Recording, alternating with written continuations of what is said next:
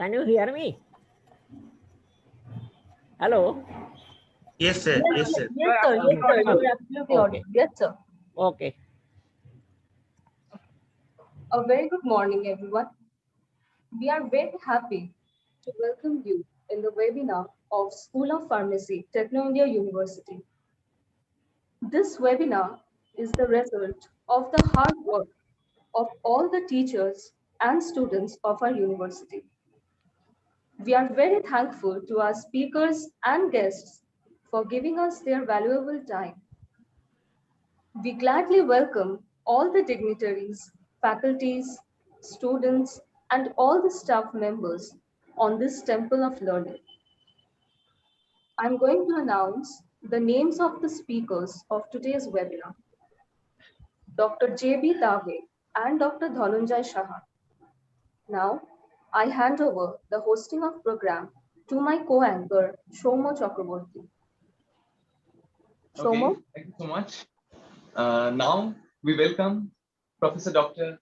Gautam Bakshi sir in the morning of this day for his welcome speech. Sir, please. Yes. Good morning, everybody. Welcome, everybody. Myself, Dr. Gautam Bakshi, Faculty of School of Pharmacy, Techno India University, feels immense pleasure to say something in this one-day webinar in this temple of learning. The theme of this third webinar is based on placement opportunities in the field of pharmacy and industrial research.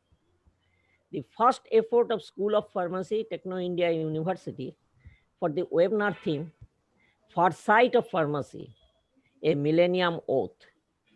And second effort on protection of world from culprit of ridiculous offensive nonsense, air corona, backed high impact response with fruitful outcome on the chariot of success. The exclusive teamwork led by Professor Dr. Dhruvo Jyoti Sen of his dedicated venture has proved motivation to get success with heartfeltly applause, mind-blowing interactions between dignitaries with pharma knowledge seekers made these sessions a fruitful outcome. I appreciate the energetic and enthusiastic technical assistantship and social media influencers by Sandip Sarkar, Kushal Nandi, Pritam Bokshi from third year, the firm, and Arunabh Chandra Chandra, Shovik Mojumdar, and Shaumodev Maiti from final year B Farm. Anchoring blasters, Kushal Nandi, third year B Farm, Sandip Sarkar, third year B Farm, Sharawni Saha, second year B Farm, will fire today's sessions. Pharma Wizards, Professor Dr. J.B. Dave from Gujarat, City of Peace, the High Impact Industrial Belt, and Dr. Dhananjay Saha from West Bengal, City of Joy, will make this webinar a fantabulous learning platform regarding after crossing milestones of pharmacy courses. Thank you all from my bottom of heart to make this event fruitful outcome. Jai Hind. Thank you so much, sir. Thank you so much for your wonderful and motivational speech. Now, I'd like to request our Director Professor, Dr. Bedouin Mohanty, sir, to chair the session. Sir.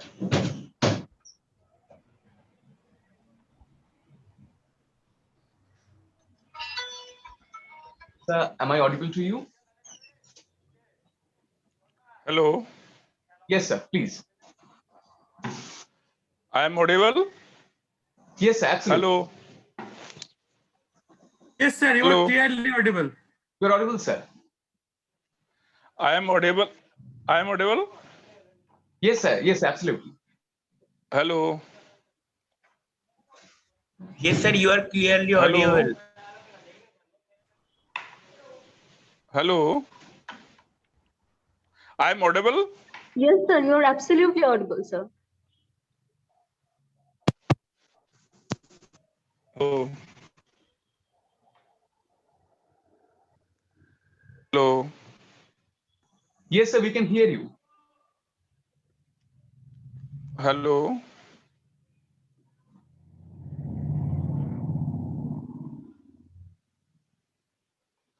Hello.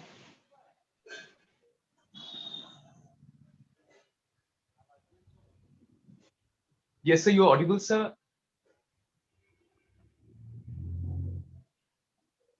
Sir, can you hear us? Hello. Okay. I am glad to announce the School of Pharmacy, Techno India University, West Bengal is going to organize. That is the third webinar on placement opportunity in the field of pharmacy, and that is the industrial research. Today, on 7th March 2021, we are very happy to have two that is dignitaries, Professor J.B. Dave and Dr. Dhananjoy Saha. In the pandemic situation of Corona, we have no option to arrange seminar that in the physical mode. Naturally, we are conducting in the virtual mode.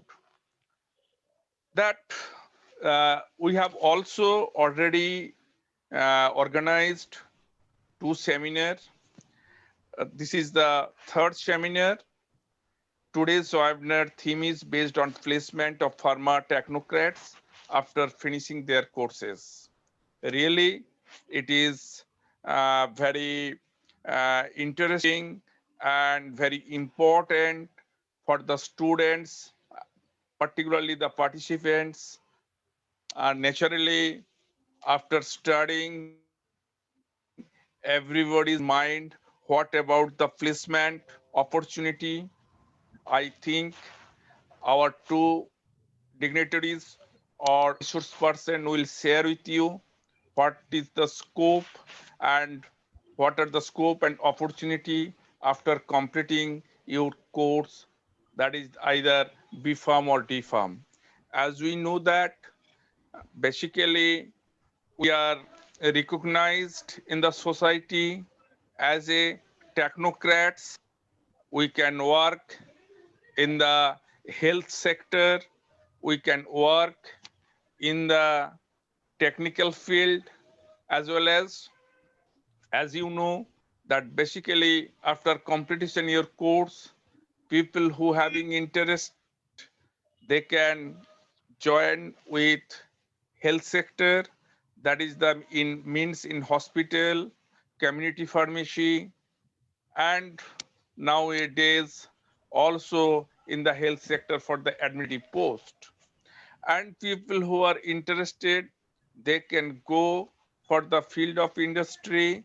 You know that in the field of industry there are various scope and opportunity.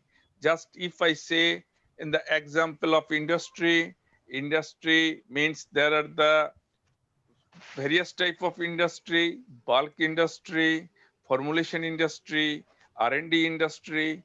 The people in the formulation industry, there are also so many sectors: production, QA, QC, store, and F&D, R&D. There are the so many segments are there where you can join.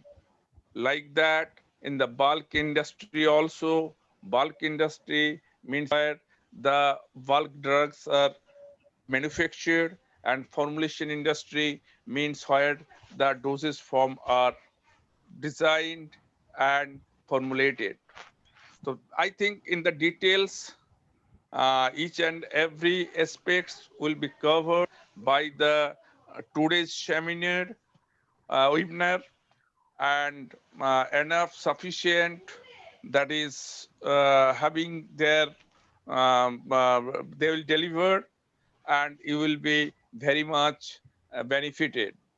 I am sure that all the audience will be benefited from today's topic. Thank you all from my bottom of heart. Once again, very good morning to all of you. Thank you. Thank you, sir. Thank you so much for your wonderful motivational speech.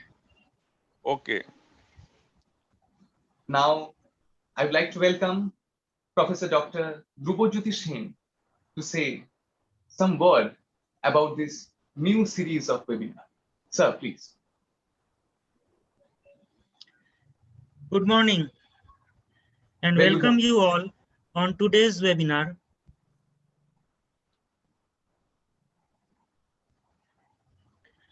on 7th March 2021, which is officially declared as Jan Aushadhi Divas. On the occasion of this Jan Aushadhi Divas, Indian Prime Minister Narendra Modi has declared as a great day for pharma professionals. The first Jan Aushadhi Divas was declared on 7th March 2019. Myself, Dr. Drupajyoti Sen, Professor of Pharmaceutical Chemistry, School of Pharmacy, Techno India University, Kolkata, is very happy to welcome two pharma stalwarts, Professor Dr. J.B. Dave, who is my senior to my previous college at Mehsana, Gujarat, as a PG Director of Pharmacy course, now working as adjunct professor at LM College of Pharmacy, Ahmedabad. His tremendous depth and knowledge in pharma sciences is really speechless to describe. His expertise in R&D in pharmaceutical analytical domain, pharmaceutical analysis, quality assurance, clinical pharmacy, and pharma regulatory affairs. He is alumni of MS University of Baroda, from where he did UG to doctorate degrees. He is the topper of B.Pharm and M.Pharm degree courses at his time. His spiritual nature is absolutely salutable. We have worked at Sri Sarvajanik Pharmacy College, Mehsana, Gujarat for more than 13 years. Next speaker is Dr. Dhananjay Saha.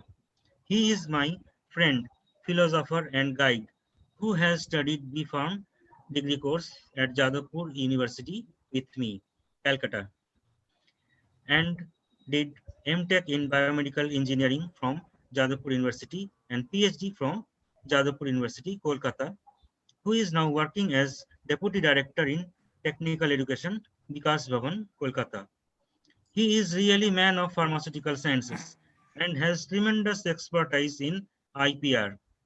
He has delivered many invited talks on IPR at national and international organizations and visited countries like Japan Patent Office regarding training on IPR in pharmaceutical in the year 2007 and completed many courses conducted by World Intellectual Property Organization WIPO Geneva, Switzerland.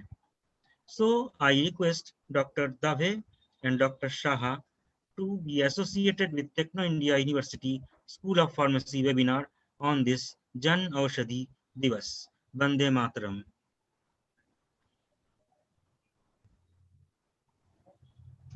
Thank you, sir. Thank you so much for your valuable speech. Now, I request the co-convener of the webinar, Professor Supratit Mondal, sir, to introduce the speakers with us. Sir, please.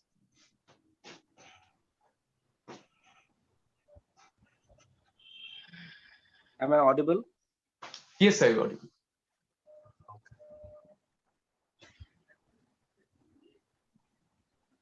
So good morning to all of you. So it's my privilege to introduce Dr. J.V. Dave, who is presently working as an adjunct professor at LM College of Pharmacy, Ahmedabad. And Sir is having wonderful career. He's the founder, partner of Apostle Remedies and trainer to pharmaceutical industry, mainly Apostle Remedies and trainer to pharmaceutical industry, mainly in the field of quality assurance and quality control.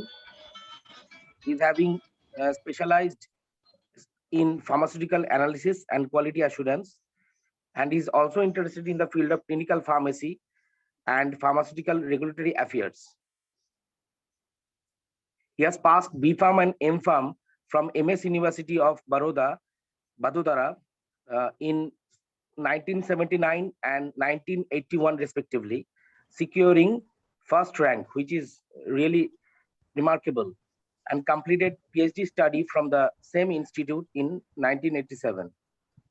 So Sir is having enormous experience in the field of industry, starting with Saravai Research Center, Vadodara, acquired about 25 years of industrial experience in different means different sectors like manufacturing, quality control, quality assurance, and corporate management.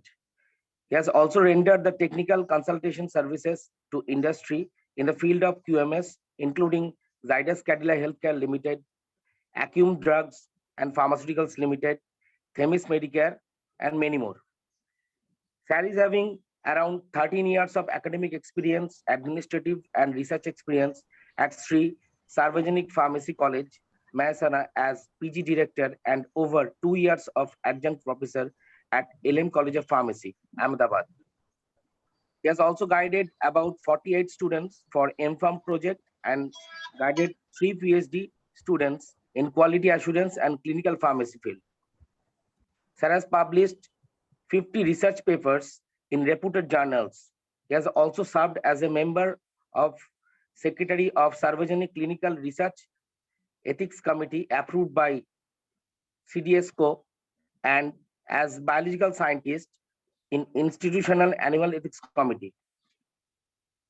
Sir has served as an expert member at Faculty Research Advisory Committee at Faculty of Pharmacy, MS University of Vadodara, and served as a member of Board of Studies at MSU of Vadodara and LMCP Jodhpur. In 2012, he was awarded with the fellowship given by Indian Pharmaceutical Association, serving as a president of Indian Pharmaceutical Association Gujarat State Branch, member of Edit Board of Pharma Times, regularly writing articles and conducting interviews of eminent professionals in Pharma Times. Sir has served as an official of professional bodies like IPA, IDMA, and MPA. Presently, he is serving as the president of MSU Pharmacy Alumni Association. He has delivered several lectures, around more than 50 lectures on professional and Yes, sir, scientific I got subjects your PowerPoint presentation. related to AICT, CSIR, IPA, UGC, ICMR related topics and sponsored seminars. He is the light member and patron of institutes like IPA, MPA, IHPA, SPARS, and APTI. He is having some sort of social and spiritual experience also, and regularly he is writing letters in Times of India and articles in speaking 3 column for the Times of India, serving Divine Life Society, a spiritual organization, as a member of Board of Management and as president of Vadodara branch. So I welcome Dr. Jayanta Valachandra Dave to chair the session. Sir, please. Thank you so much, sir, for introducing the speakers with us. Now, I request Dr. G.B. Dave, sir, to deliver his valuable speech. Sir, please.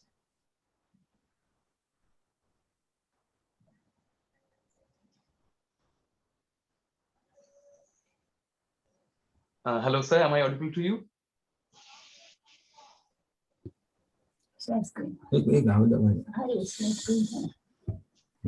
Yeah. Yes, sir. Please. Yeah. Yeah.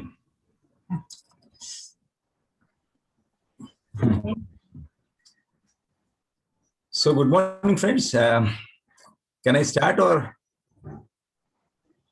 Yes, sir. Please start. That's fine. That's fine. Actually, there was some little problem in connecting this presentation. So I think I have been able to do it now. So let me Welcome, first sir. place. Yeah. Welcome. So before I start anything, I just wish to profusely thank Professor Dr. DJ Sen, who has been my very good friend and we worked together, served together at Sargani Pharmacy College for more than a decade, as he said. And Mr. Mandal and all others at this Techno Engineering College for this wonderful privilege and opportunity of meeting you all and talking to students. It is always a matter of privilege and pleasure to be able to talk to pharmacy students and faculty, and especially on a topic like this, which is very important. So I just want to make a little sharing of whatever I have known, whatever I've understood in the profession for the last several years.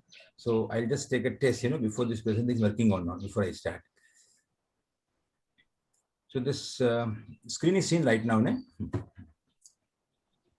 Yes, Yes, sir. sir. It's visible. Yes, sir. Is it moving? The slides are changing? Yes, sir. Yes. Yes, sir. Changing. Okay, that should be fine. I think I should be able to use a pointer also.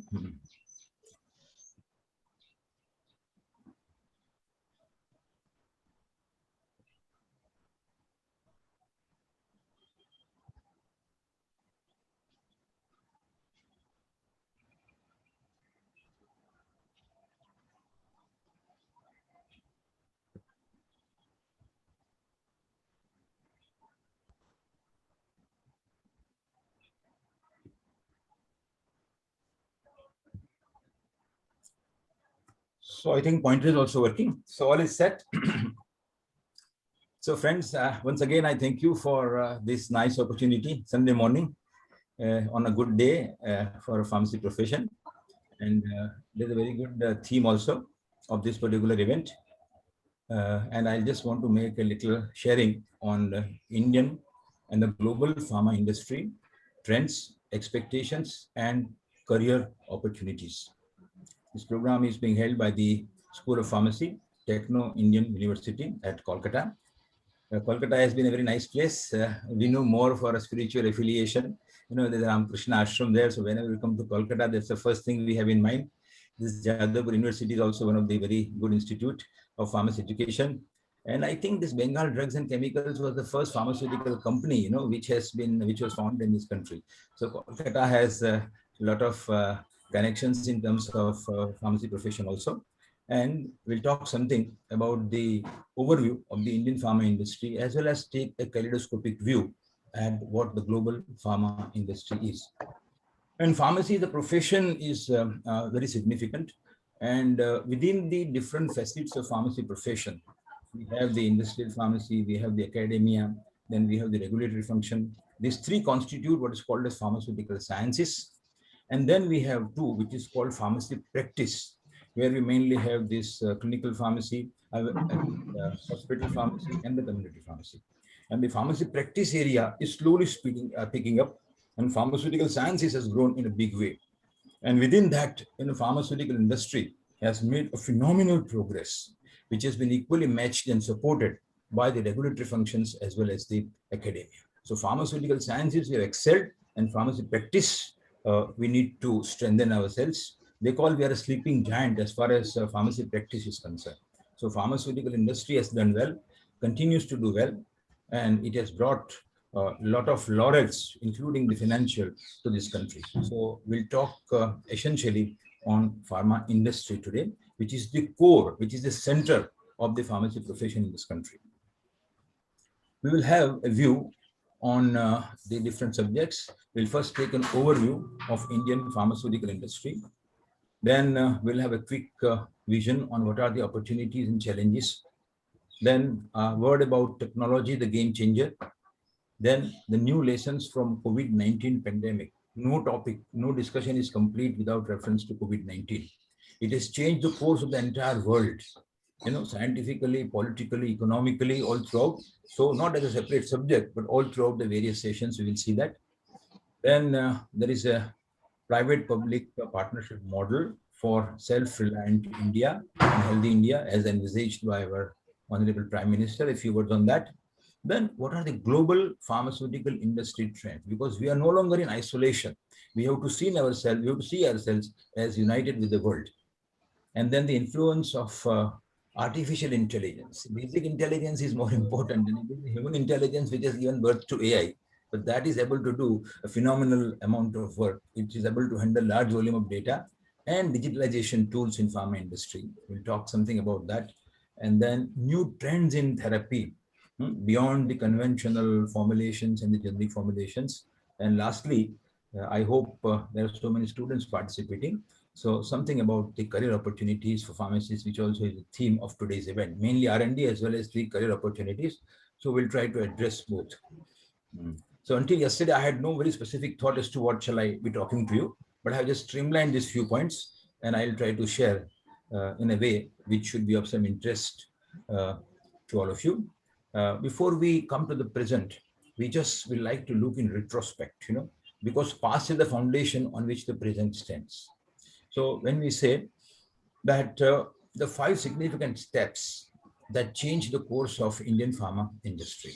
The first is the Indian Patents Act 1970. The seniors among you, teachers in particular, would know the impact of this. Students may not have known much about it, but at that time, Mrs. Indira Gandhi was the prime minister, and this particular act was enacted, which was very, very legendary in that, at that time, we were not granting product, only process patents were granted. And this is what has made India what it is today. So that was a very, very visionary step. And thereafter, of course, this WTO came into being, and we have now made our patents act, which are comparable to the world over. But this was very essential at that point of time. Then the drug policy in 1978 by the Hathi Committee and others, and that has also laid a very important foundation. Then everybody knows about this Hatch-Waxman Act of 1984, whereby we are able to register our products as ANDA, by just performing bioequivalence and bypassing the need of the detailed clinical trials. And some bio waivers are also possible. So a great deal of progress which India has been able to make is because of the large number of ANDA registrations in the market overseas, in US and other countries also.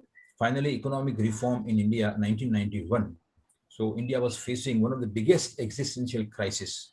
And then Prime Minister P.V. Narasimha Rao, and the finance minister at that time, Dr. Manmohan Singh, they played a very vital role in terms of strengthening the economy by globalizing. And today, in the terms of COVID, we hear that we are going a little back from what is called as globalization, but globalization is inescapable even during COVID and post-COVID era also. And finally, entrepreneurship, which helped leverage local manufacturing. So these figures are known to almost everybody, but just to have a quick glance as to what is the quality and what is the quantity of Indian pharma industry. So we say 1 in every 5 pills sold worldwide originates in India. 1 in every 3 vaccines sold worldwide originates in India. And this has been known to the whole, each and every person, layman also knows now because of this COVID vaccines. World's largest generic manufacturer, world's largest supplier of medicines to WHO, and all that under this United Nations various programs are there. And the WHO does authorization, and a lot of work India is doing in that scenario.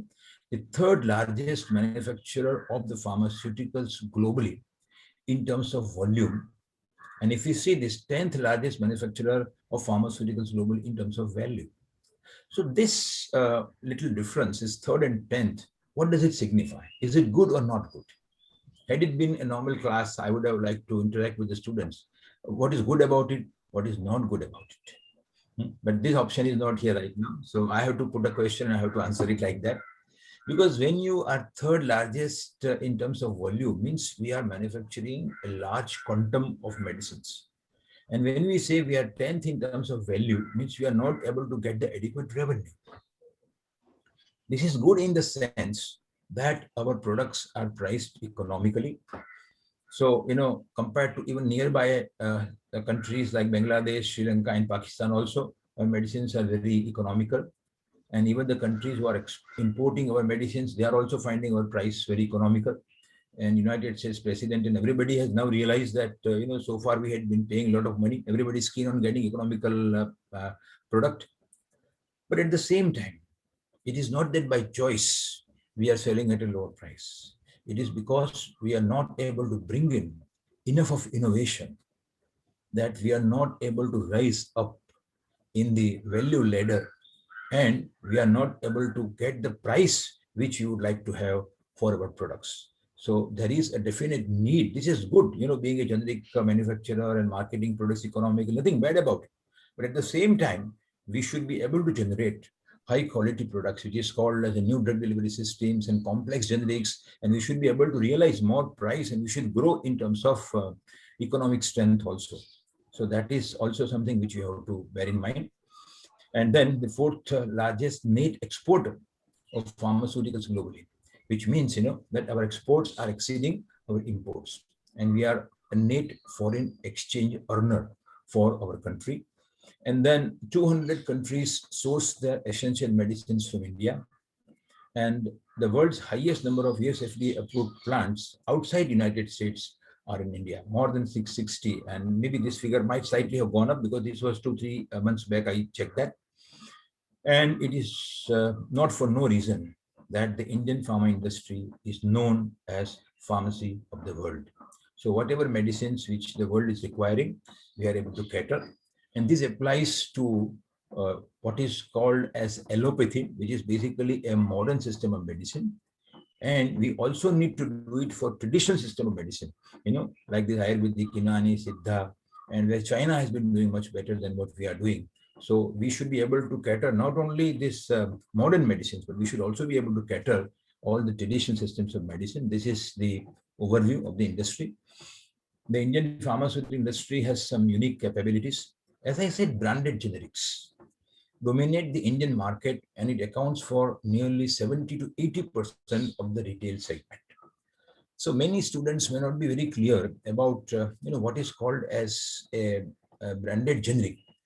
We must understand the difference between what is called as a generic product and generic name. When a product is first introduced and developed by the innovator, that is called as an innovator, a leader, and they normally have a brand. So an innovator product is always branded. Generally, it is patented also. That is one thing. And when anybody else will want to make a similar product, and just trying to match the pharmaceutical and therapeutic equivalence, then that becomes a generic product. So generic product may have a brand name, may not have a brand name. So understand, so generic name will be there in generic product, but brand name may be there, may not be there. In the United States and the developed countries, generally whenever you have a generic product, they will sell only with the generic name. They will not sell with the brand name. For example, telmisartan and hydrochlorothiazide tablets USP. Correct? But in India, whenever even a generic product is sold, it is always bearing a brand name. So in India, what we have is the branded generics. Generics are there. As I say, you can see 70 to 80% of the products are generic. They are not the innovative, but they bear a brand name. So we must be able to differentiate between this generic name and generic product. In our country, most of the products which we have are generic products, but they have a brand name, and they are called as a branded generics. Innovator definitely will have a brand name. So we have the capability of the low-cost formulation development and the early investment by the local players, increased consumer spending because income as a whole is rising. The age is also, our life expectancy is rising, and there is improved accessibility, and this increased capability in terms of formulation development. These are the reason why our exports have been growing. And according to this Icon Marketing Consultant estimates, in the current fiscal 2021, the Indian pharma industry is estimated to be $43 billion. In India, we are not much accustomed to this terminology of $billion and million and trillion like that.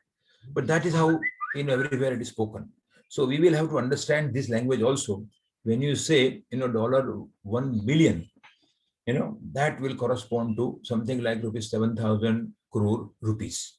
That is how we need to understand. And out of this $43 billion market, which we have, slightly more than half of it is coming from the exports, and nearly 45% of that is coming from the indigenous market. Initially, it used to have both the equal components, but now the exports have slightly exceeded the this domestic market.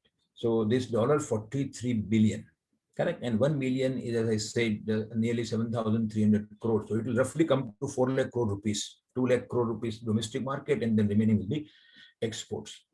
Then how big is the world market? If we just will want to say the 43 billion, supposing we have achieved this year, which will be completing very soon, How big is the world market? So world market is something like $1,300 billion or $1.3 trillion. So out of that 1,300, this is 43. So it's roughly it will come to 3%, slightly more than 3%. So that is why, we are 10th in terms of value. And this we need to go up. We are doing so much of hard work, so much of production. Why not we have value also? And that is where innovation comes into play. That is where R&D comes into play, whether it's API, formulation, or even biologicals. Correct? And everybody knows, students also know in particular, that the drugs is a common word, and that includes, active pharmaceutical ingredients. It includes small molecular weight pharmaceutical products, and it also includes biological products. So drugs means everything, pharmaceutical as well as biopharmaceutical industry. So this is just a little bit in terms of financial thing. And Indian pharma industry is set to grow at 9 to 11%. World pharma industry doesn't grow so much. It grows at 3 to 6%. But here we have 9 to 11%. And during COVID times also, when all other industries, faced difficulties, agriculture and pharma always kept floating. Okay? Then again, some of the financial indicators, if you see, if overall our gross domestic product of the country, pharma sector contributes 1.72%, which was only 1% a decade ago. So with the rise in volume, and even though there's a rise in GDP, the percentage is increasing. That shows that more and more contribution is there from the pharma industry. There's so many opportunities why foreign direct investment is growing. What is called as a brownfield project and greenfield projects, and many issues are there. But so many persons, investors from outside, have also been investing in India. Investment opportunity in pharma segment and different states are there. And very recently, as we know, that government has announced production linked incentive scheme, PLIS, for key intermediates and APIs. The country as a whole realized that we had been desperately dependent on China for all intermediates and APIs. And there are good reasons why China is so good about that. That also we can learn from them. Not only India, in the world as a whole, and not only pharma industry, even other electronic industry, everybody realized, this complete dependence upon China was not good. And that is why, and even we are continuing to depend on China to some extent.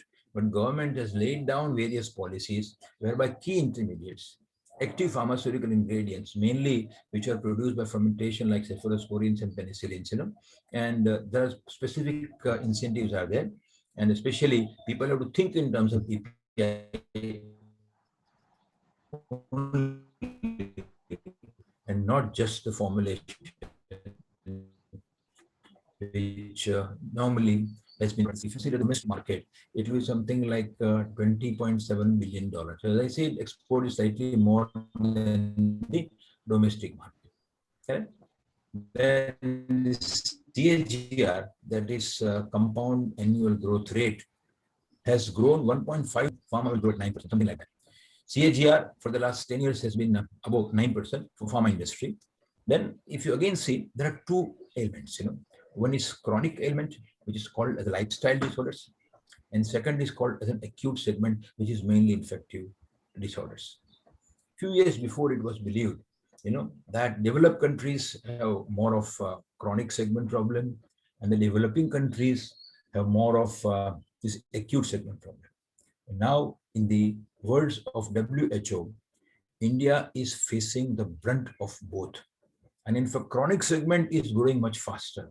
And that is where we need to do more work. And most of the pharma industry and others are also more interested in that because it brings more revenues.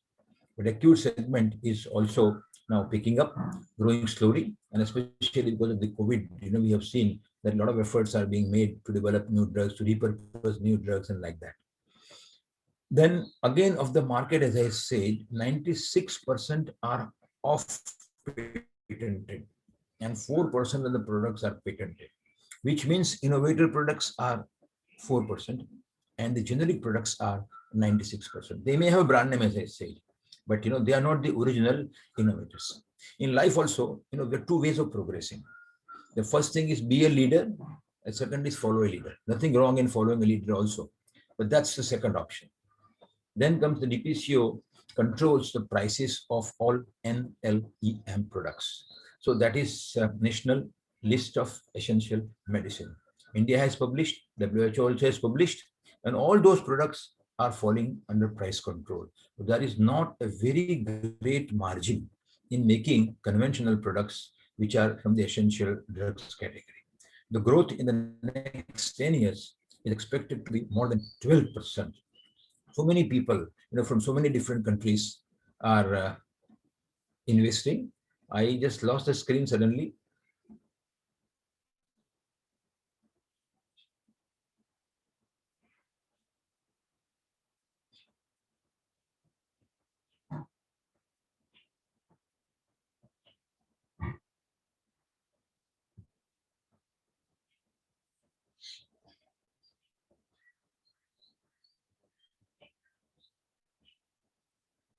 Sir, can I share your slide? Yeah, yeah, no, I will just come back to you. Okay, okay, sir. Is it again? Okay. Are you able to see the screen? Yes, sir. Yes, sir. Yes, sir. Yeah.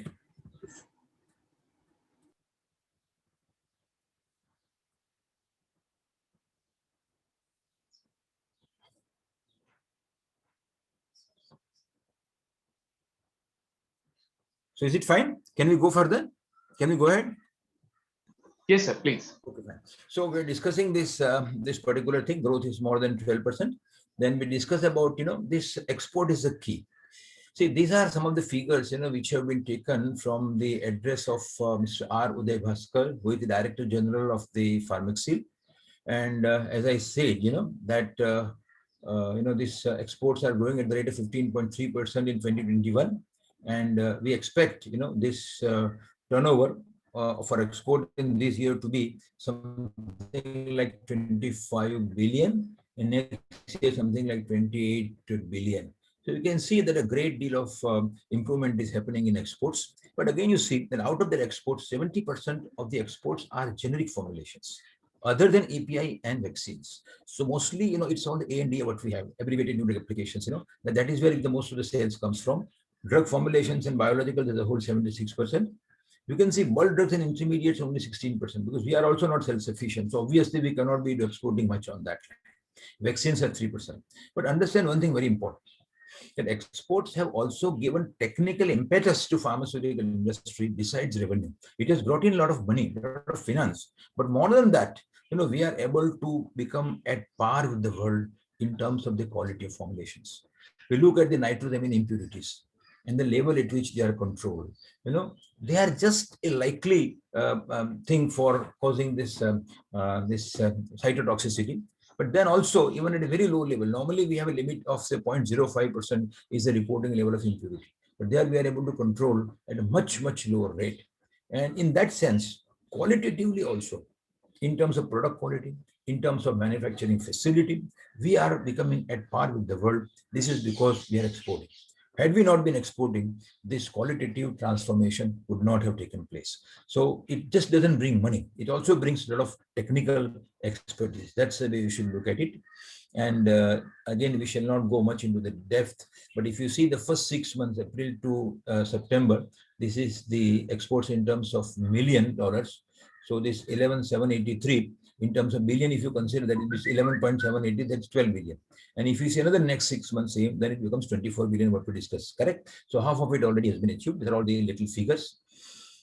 In a very simple way, if you look at the key drivers, the first is the Ayushman Bharat, which is the very, very large, extensive medical insurance scheme, one of the largest medical insurance scheme, which brings benefit to so many people world over, so that they are able to spend, and that is how this healthcare industry grows. Then there is a shift from illness to wellness. Everybody has recognized, and even the WHO definition of health also says that it is not just the physical, mental, psychological, spiritual well-being. And being healthy is not really complete if you're not happy from inside. So happiness from inside is a very important attribute of health. And that inner happiness also brings a lot of good physical health too, because physiological and psychological functions are very intricately connected to each other. Increase household income, then this Atmanirbhar Bharat, that is vocal for local. So Atmanirbharta is not against globalization. We cannot stand in isolation, and COVID-19 has taught that.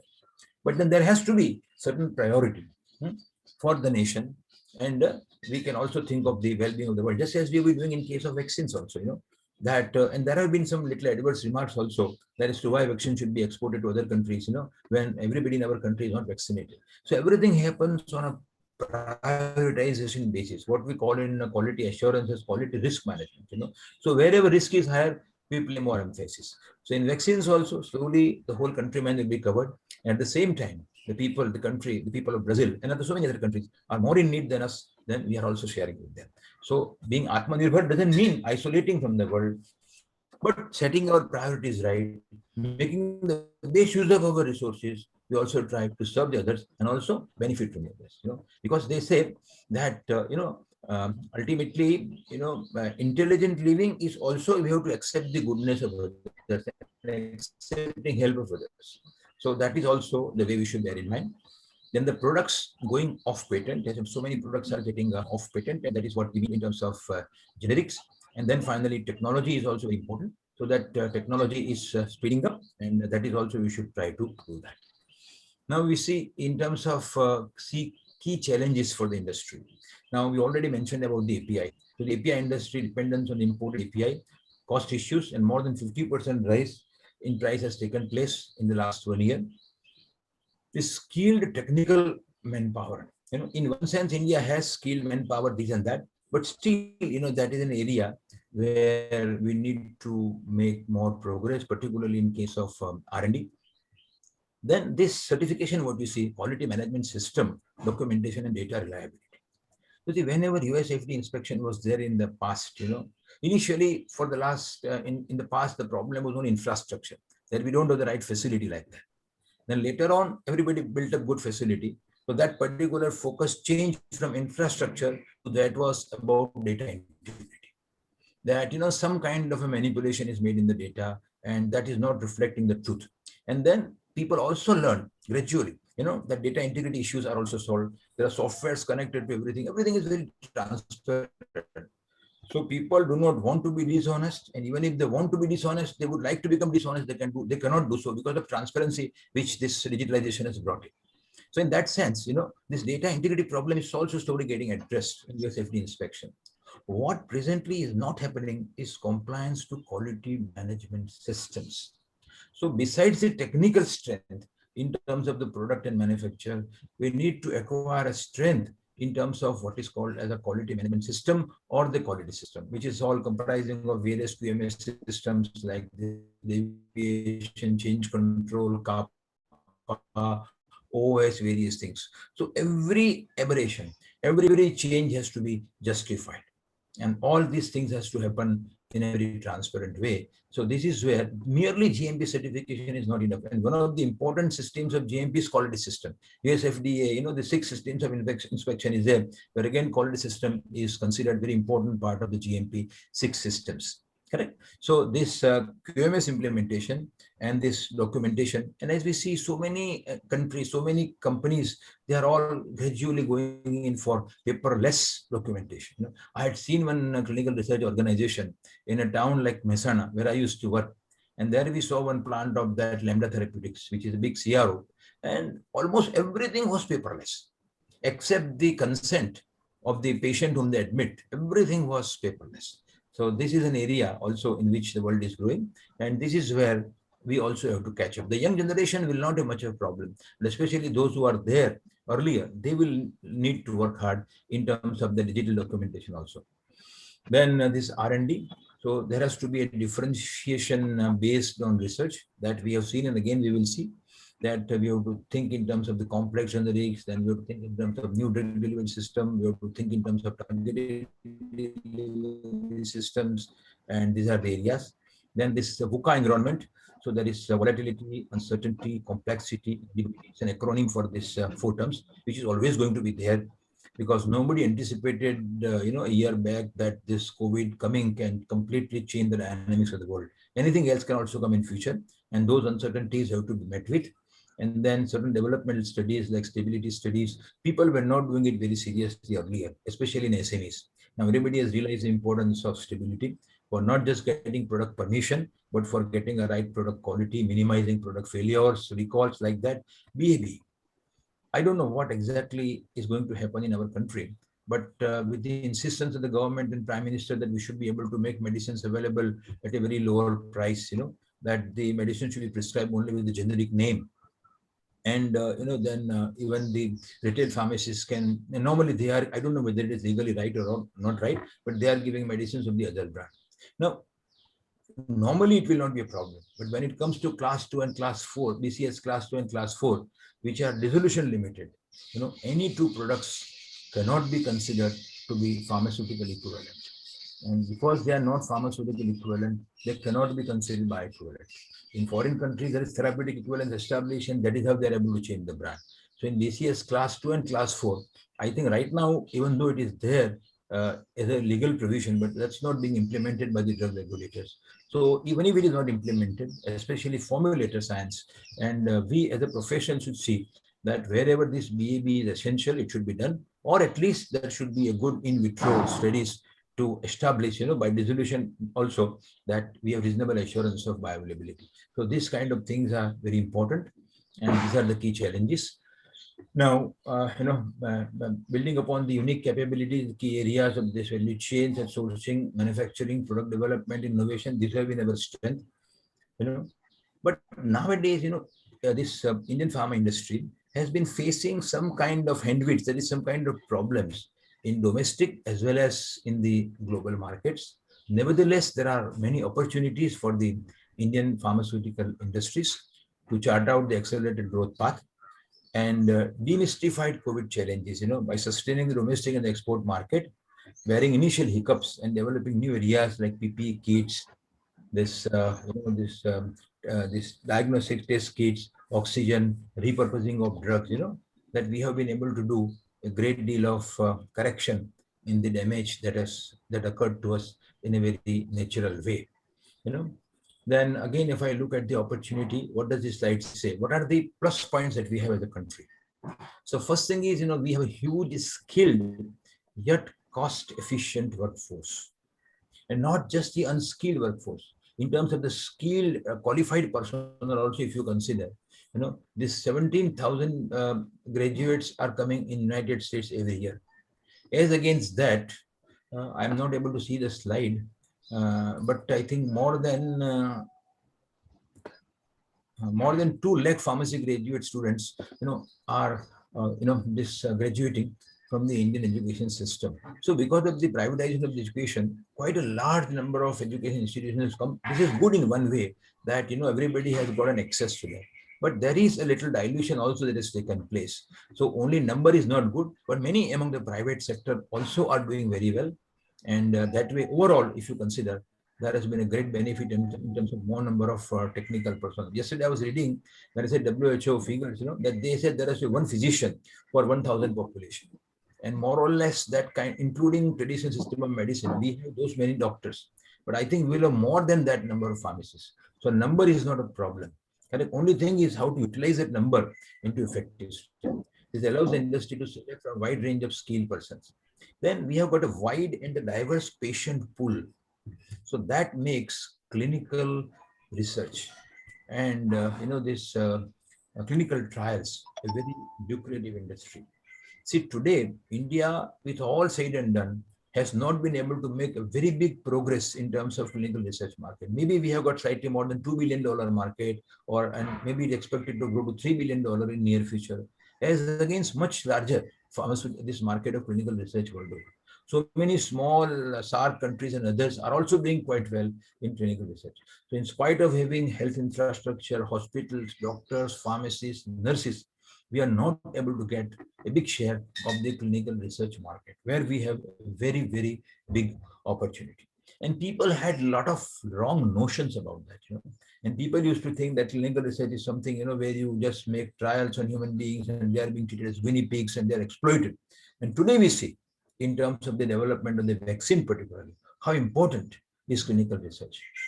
Had it not been for clinical trials, had it not been for this clinical testing, how would new drugs have come out? How would new vaccines would have come out? Would everybody is talking in terms of the efficacy of the vaccines, that if they're not good enough, they should not be administered. And many people in our country did not have a very bright or very favorable opinion about clinical research. But one thing which COVID has done, other than repurposing of drug, is it has made the world is made to realize that clinical research is a very holy, is a very sacred service. And I have always believed that no doctor is complete if it does not take part in clinical research in some way. Likewise, I also would like to tell my pharmacist friend that not necessarily clinical research, but this clinical pharmacy activity is something where every pharmacist should try to do something, even if it is not one's main occupation, whether it is helping somebody at home in neighborhood or doing something more than that. But the clinical research and clinical pharmacy, we must claim they are our birthrights. That will make us a complete pharmacist. We cannot get away from that. And same thing is in case of biotechnology products also. That all throughout we have been focusing in small molecular weight pharmaceutical. It had been good till now. It will remain good even tomorrow also.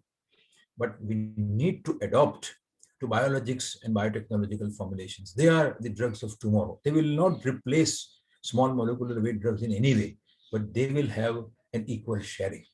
And if pharmacy people do not pay attention to that, maybe that will be taken over by people who are pursuing biotechnology and life sciences, and pharmacists will be excluded, just as we have been excluded from clinical services. That should not happen. These are the two areas, clinical research and biopharmaceuticals, where we need to do more work. Just this thought came to me suddenly, and I'm slightly deviating from the slide, but I said that.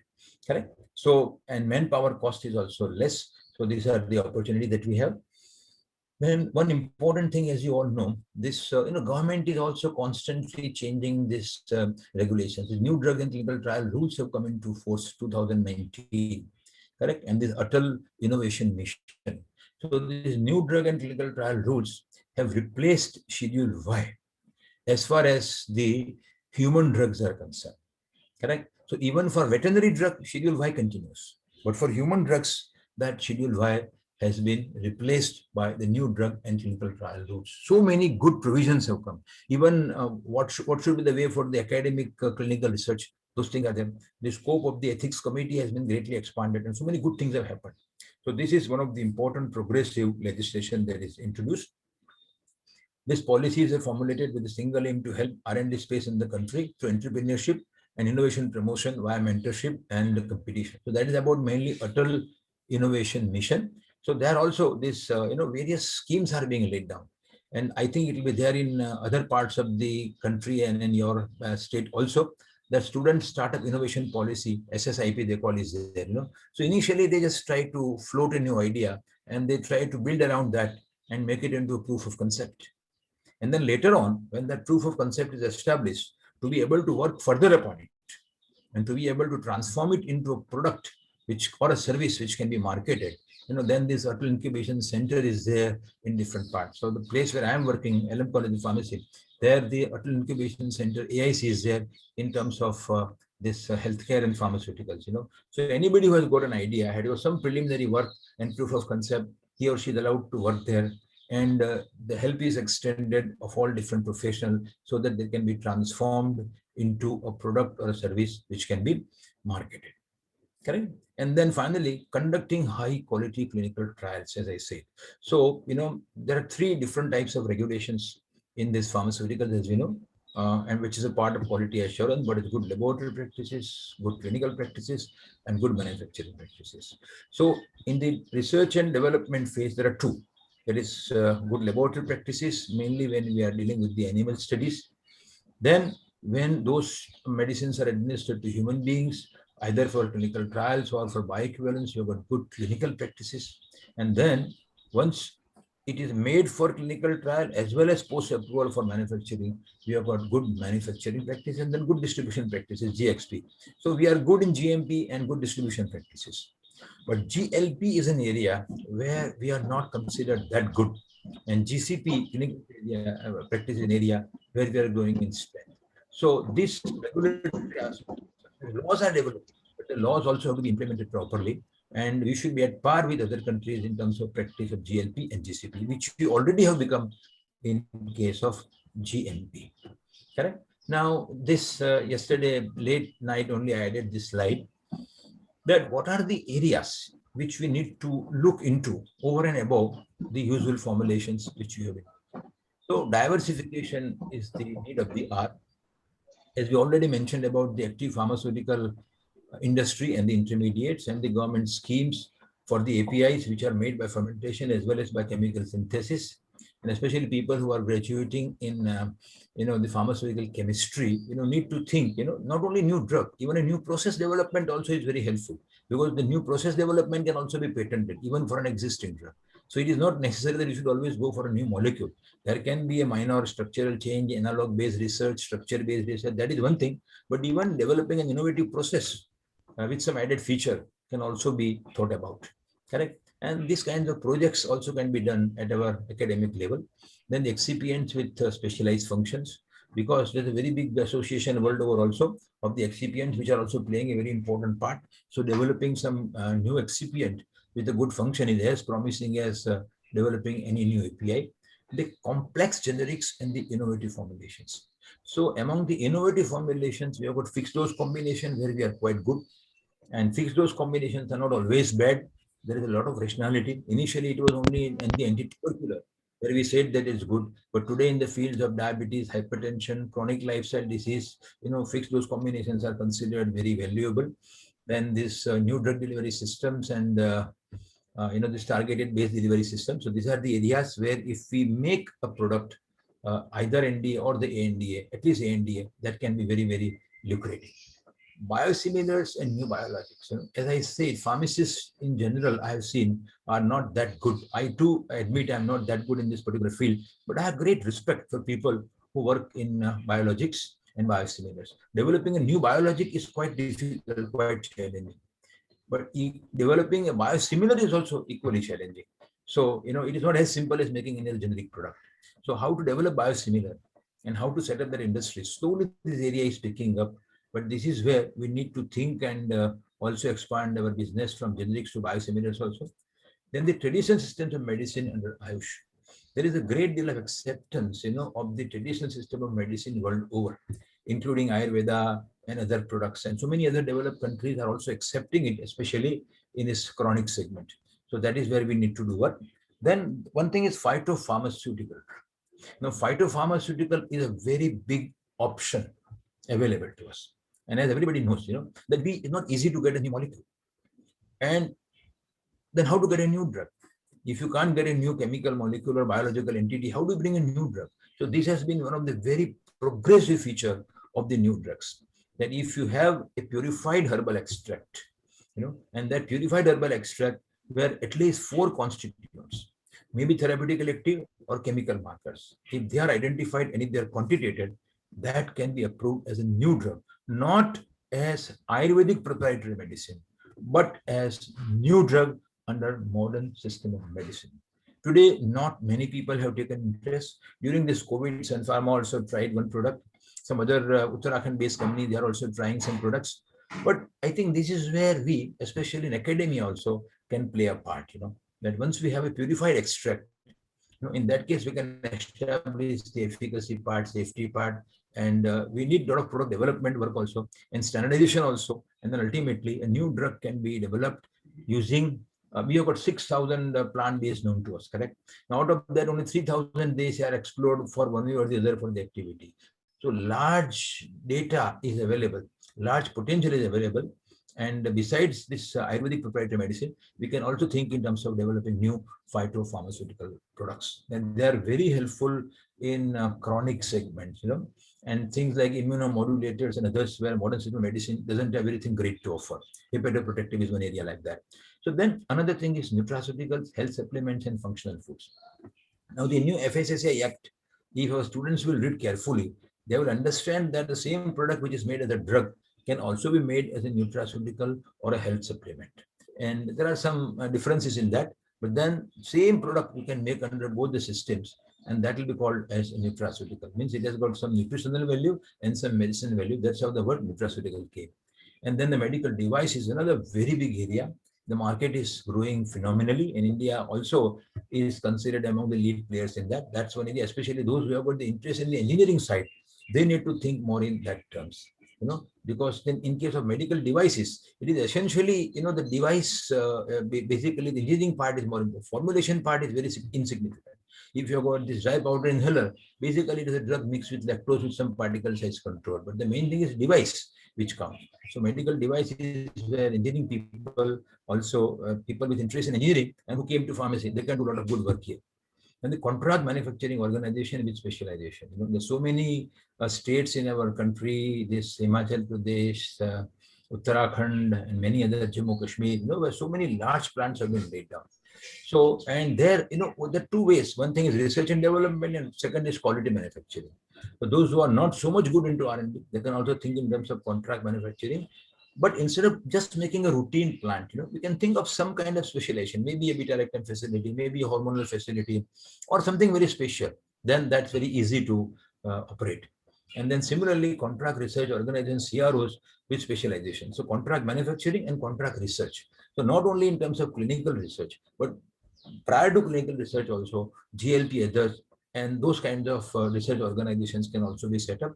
I've seen people in Ahmedabad, who were working with some pharmaceutical company, and they just set up this CRO, and today they are one of the largest CROs. So only making a product is not critical. Even service is also equally important these days, And lastly, boutique companies, So boutique companies are those companies, they do small but some specialized work. For example, I don't remember the name, but there's a company, that they will make a very small quantity of the impurities. They will not make a bulk drug, but they will synthesize impurity in a very small quantity. And that can be used by people for standardizing. So these are the areas, if we do, that getting a new option is always very beneficial. So this challenges, if you consider that I already have talked about, that innovation space, we are not very innovative in many cases. And the enhanced government support, is now forthcoming, especially post-COVID. And that is what also is helpful in overcoming these challenges. Then high R&D investment is required, especially when you want to make a new product. And that is possible for generally large companies, and that is why the consolidation and everything is becoming more and more important. Government institutions and the industry. We see this, for example, Sun Pharma is collaborating with Indian Institute of Chemical Technology and CSIR, and so many other companies are doing like that. So all those government-funded institutions, and likewise, industry academia interaction. It is more talked about, but very little of it is actually happening, because there is a very wrong or some ill-perceived perception, that what we do in academia is not up to the mark, and that will not be useful to them. But a great deal of not only pioneering work, but beyond pioneering work also can be done by the academia. So we really need to get together with the industry. And there are many areas. See, sometimes we can solve a problem of the industry origin, but then we don't exactly know what are the problems. So in the college, few months back, there's a program called IPSA, where industrial problem solving. And if you ask for a problem, nobody will share the problem also. So these are some of the practical problems, but we need to understand what are the industrial problems,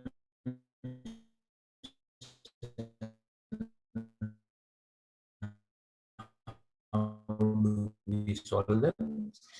Just to conclude the message of the Indian pharma industry R&D strategy, then this agility and the responsibility that we showed for the generic products, we need to continue even now also, maybe the different metrics and different mindset. Then as the global pharma industry is going transformation, the Indian companies have to realign their R&D approaches to maintain the competitiveness. So supposing you are going to make a formulation, the goal will be you make a formulation which is patent non-infringing. Just getting a good formulation is not enough, like that.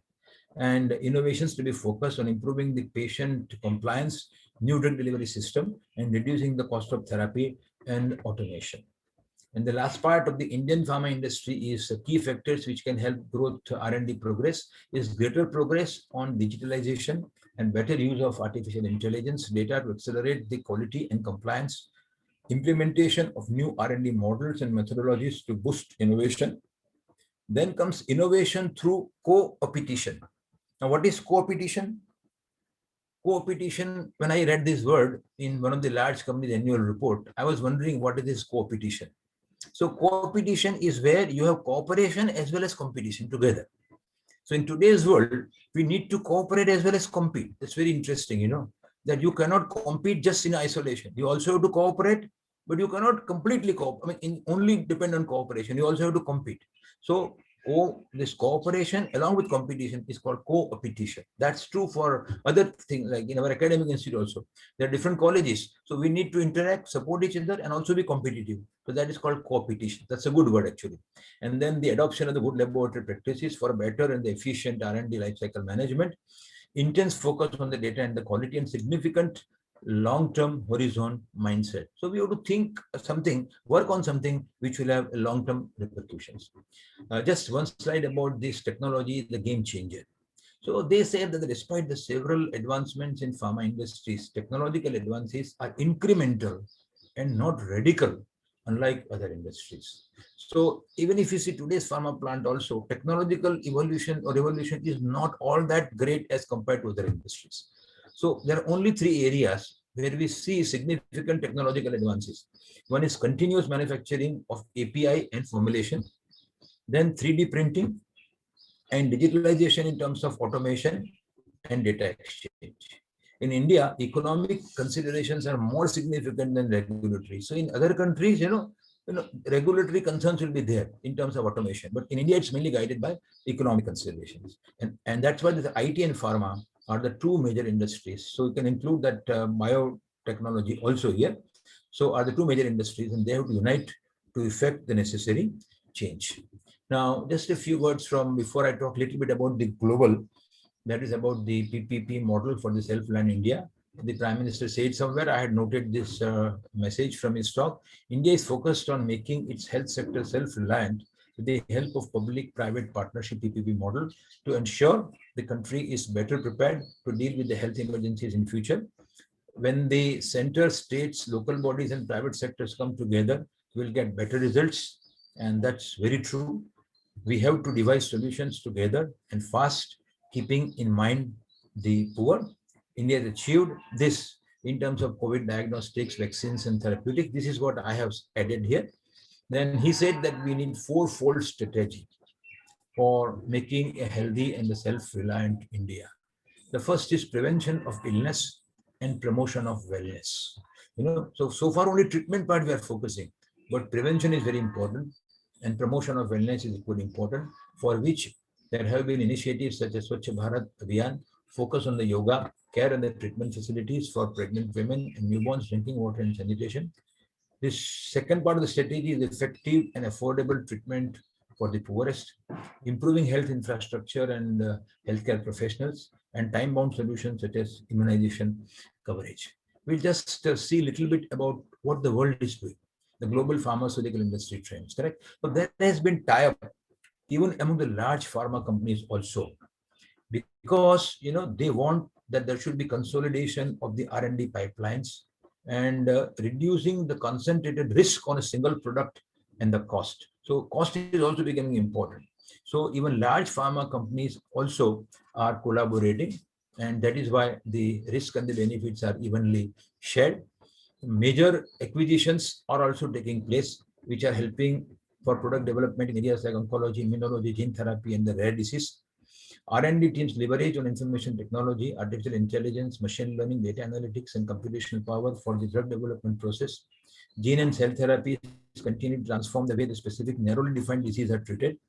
And COVID-19 pandemic has triggered an unparalleled level of collaboration with industry, the regulatory agencies, has accelerated what is already considered the golden age of biotechnology. So not only biotechnology products are speedily coming up, but the way the regulators, industry, and everybody, government all got together, and that is how these vaccines and other products under emergency authorization came into being. So these companies are redesigning these clinical trials to reduce the burden on the patients, rapidly adopting remote access technologies. So that not necessarily patient has to go there. These clinical trials have also become very simplified and more effective by reallocating the resource and budget. Regulatory agencies are revamping internal procedures for a rapid turnaround. And large pharma players that were not vaccine players or the anti-infective players. So for all big MNCs, they were not into vaccine, they were not into anti-infectives. They realized, and they also started coming into it. And as we can see that they are now a part of this development of the vaccines and others. And as I already said, that the global pharmaceutical market is 1,300 billion this dollar, which is 1.3 trillion. That is expecting to grow at 3 to 6% and will become 1.5 by about 2020. They are the very good estimates. And growth here you can see 3 to 6. As again, that India can be something like 8 to 10%. And if you consider the market, the North America region, that is mainly USA, will have about 45% share. Asia Pacific, that is mainly Australia, Japan, and Southeast Asian countries, will have about 24% market, and the Europe 20% market. So these are the major areas where the formulators will want to export. This particular slide is so good, but it is beyond the scope of today's discussion. Maybe you can read. I just picked up from the annual report of one leading pharma company, and they say what is driving pharma industry, in terms of world. So there are some supply drivers, and there are some demand drivers. So there are things like, we have got increased access to medical and the patient data. Then whatever data is there is a very nice way that we can analyze them. So we have got big data analytics. Then this mobile health applications are there, and healthcare professional digital workflow. So these are the areas from supply already is available, and that's pushing.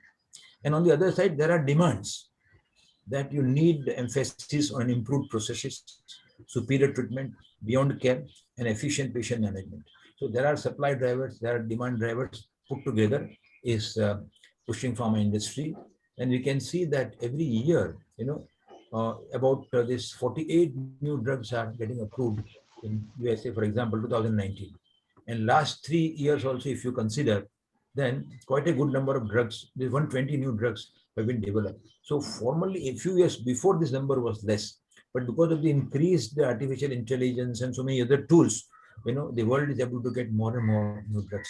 And many of them are basically biologics.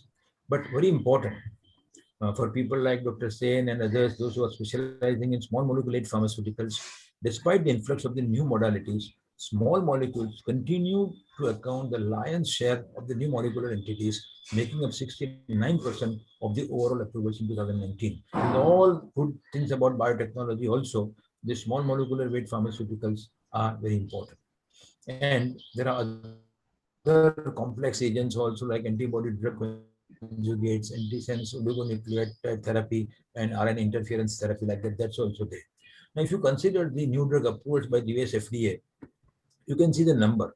Initially it was all this 27 like that, is steadily growing about 50 approvals. America, USA is a country where maximum new drug approval is coming. Europe is very less. Other countries are also very less. In India, we have got very handful of new drugs. So mainly these figures are taken from US FDA. But in each year, you can see the large number of that is coming as the first in the class. So radically new research is also taking place. About artificial intelligence, I think younger ones know much better how it is helpful. That reduces the timeline for the drug discovery and improve the agility of the research process, increase the accuracy of the predictions on the efficacy and the safety of the drug. A lot of predictions before actually things can happen. Even in formulation also, that some kind of predictions can be made about the pre-formulation compatibility studies to improve the opportunity to diversify the drug pipelines, to spur the productivity of the entire R&D process, and to address the targets perceived as undruggable, and to identify the patient's prospect to be more likely to benefit. Initially, those patients can also be covered. And not only artificial intelligence, but digitalization tools has also changed the complexion of the whole industry as a whole. So digital revolution is all set to make healthy towards the pharma sector, which experts say was a bit reluctant before COVID-19. Then companies are looking for complete adoption of the digital technologies. Digitalization plans are not merely a few incremental changes, but that should be taken very seriously. And not just this digitalization of software, but people are an important part of the entire digitalization value chain, and they also have to be trained and scaled up. So digitalization is a silver lining in the dark clouds. And digital operation is a new normal, and virtual platforms have become a new norm for audits. Even audits also can be done on virtual platforms. So these are the changes which the world has undertaken. I shall not go into the depth, but the digitalization tools are high on the cards. Artificial intelligence, data analytics, and machine learning are important. And digital manufacturing is also there. So, and data analytics are very important from the point of view of the industry. Again, another 5 minutes, shall I conclude, Dr. Sen?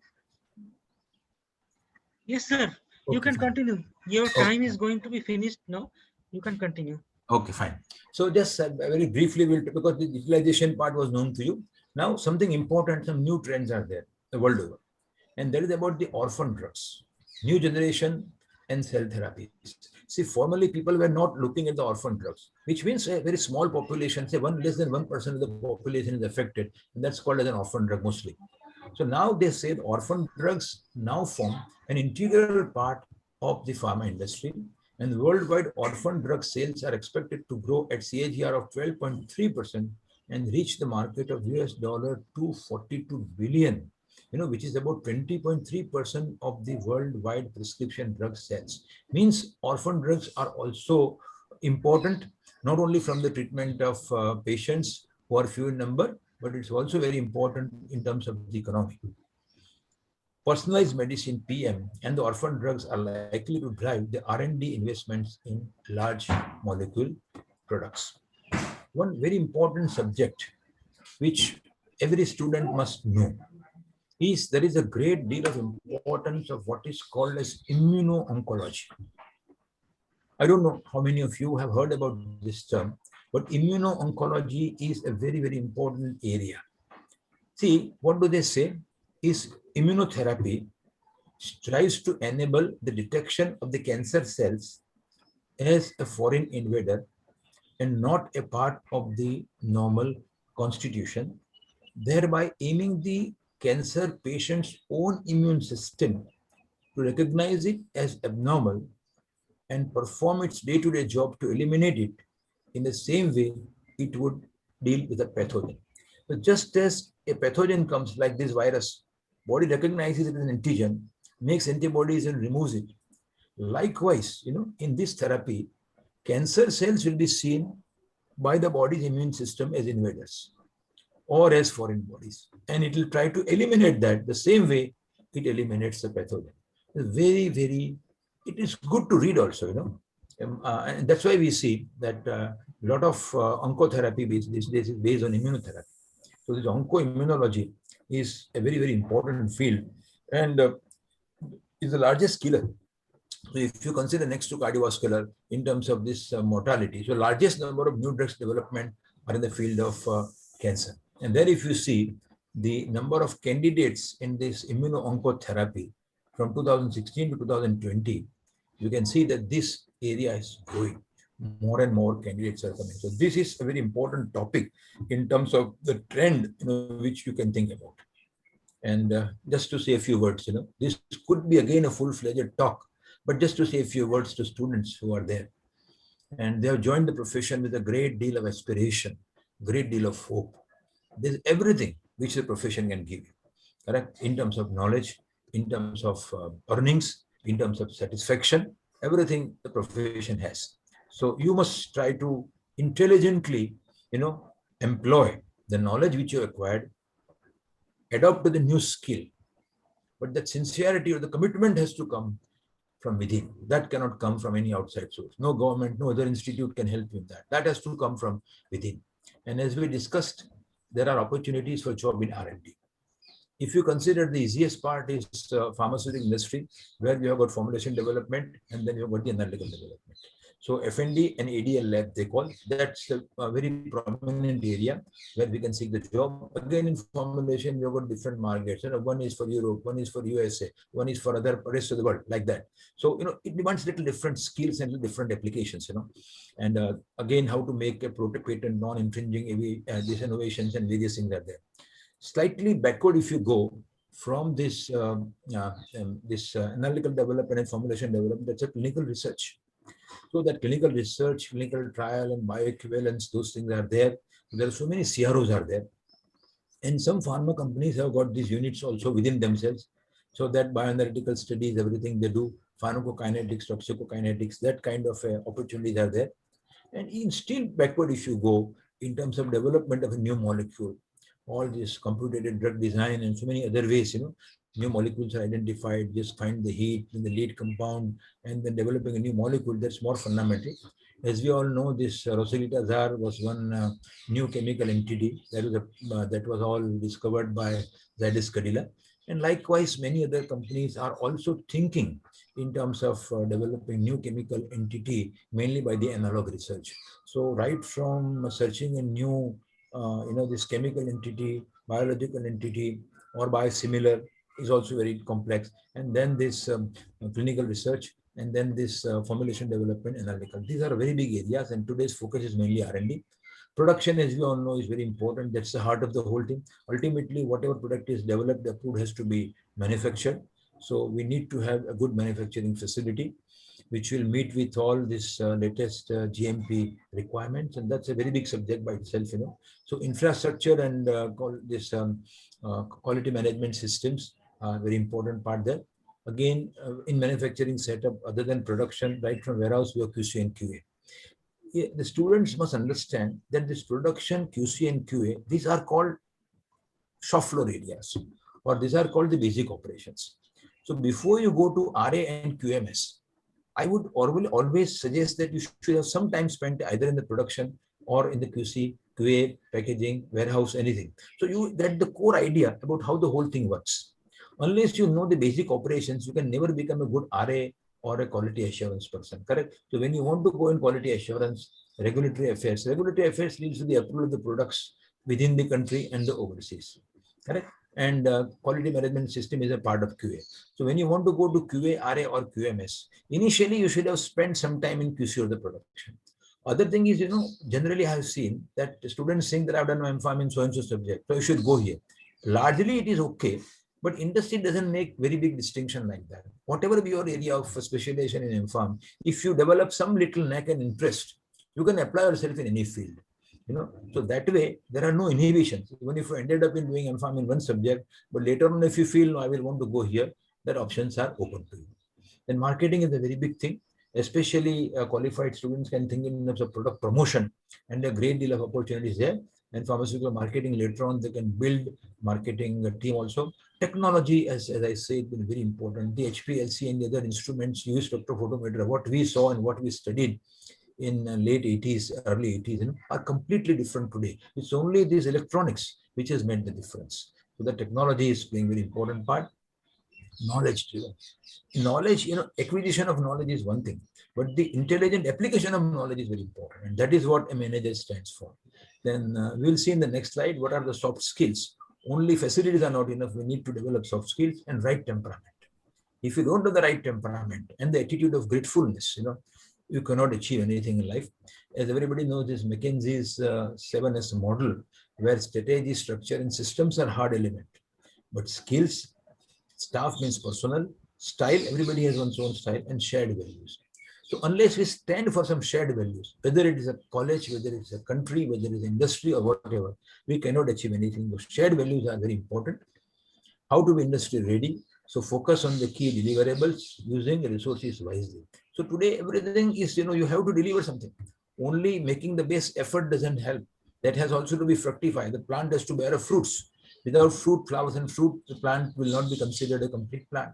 And speed. So speed is the essence. Knowledge, it helps you to create value. Ownership. Whatever you are doing, own it up as yourself. You just cannot be working from a distance. Soft skill differentiates you, and the temperament, and whatever be the chaotic situation, whatever is there, you have to own it up. Besides doing a job, there's a great deal of opportunity to be an entrepreneur. As I said, you can do some small startup. You can provide some dedicated, a small part of the R&D service, be it synthesizing an impurity or any other thing. API industry is one area. Dr. Dave, sir, your time is over now. Formulations, health tech, leadership, soft skill, and risk taking. These are the areas. And last, to conclude, this just 2 slides are there. I'll just take about less than a minute. So India comes. This was the message by the Indian representative to the United Nations. India comes into Security Council of UN as largest democracy representing 1/6 of the humanity, with strong commitment to reformed multilateralism, rule of law, fair and equitable international system, and to peace, security, and development. And this is the final slide. I'll take few words only. This is what I have written. What has the world and the nation learned from the COVID-19 pandemic? considering what science as well as humanity. Change is inherent in nature, whether you want it or not, and nature always fulfills the change. Cleanliness of the body and psyche of all impurities. We remove the impurities of the chemical, but we don't remove our own impurities from the mind. Uniqueness, interconnectedness, equality of every individual and the nation state. This social distancing has taught us that isolation and solitude are big virtues. Most importantly, science, profession, law, modern state, religion. Everybody has to contribute to establishment of righteousness and social order. More than our individual preference, we have a collective responsibility, which is called as a collective religion or Rashtra Dharma. We, besides our medicine, this non-pharmacotherapy, so for getting wellness, we also have to depend on our traditional values like yoga and meditation. And just to conclude, faith in God, commitment to objective science, compassion for the whole world, and hope for oneself. That should be the way of life. So thanks and good wishes to all students. Once again, I wish to cordially thank Dr. Sen, all his colleagues, for making me a part of this today's proceedings. And I hope this would have given some message which will be of some interest to students and all the listeners. Thank you once again for your patient listening. Thank you. Thank you, Dr. Dave, sir. We are very, very lucky to have you with today's day. Today is Jana Aushadhi Day. Yeah. So pharmacy is also called as Aushadhi in Sanskrit. And we are very lucky to have you with our webinar. Thank you very much, sir. I am also very happy. Many thank you, sir. Actually, Dr. Dave is my senior person in Gujarat. And we are very close to each other. Thank you, sir. So many thank you. So kind of you. Thank you. Thank you, sir. Thank you so much for your valuable speech. It really helps us a lot. Now, if anybody wants to ask a question, may please raise your hands. Your questions will be gladly accepted. Yes, any questions, please?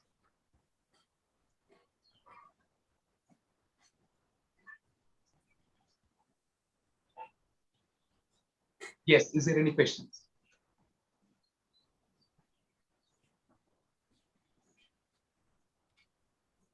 Kushalda, is there any questions?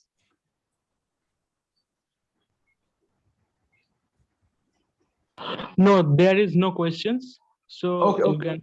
So shall I proceed? Yeah. Okay, thank you. Thank you again, sir. Thank you so much. Thank you. Thank you once again. Now I request Dr. Dhananjay Saha, sir, to deliver his valuable speech. Sir, please.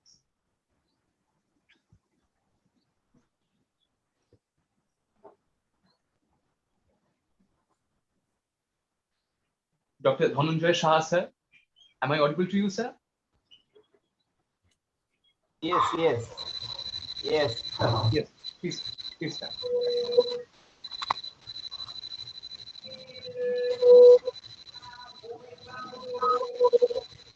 Is it clear?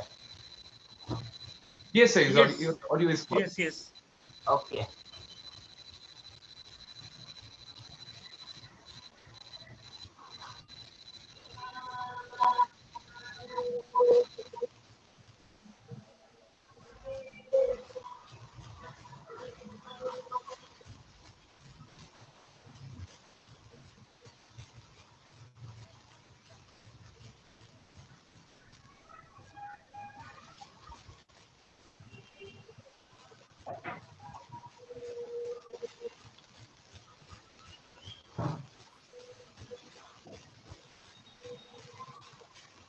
My slide is okay. Is it visible? Yes, sir. Yes, it is visible. Totally visible. Okay.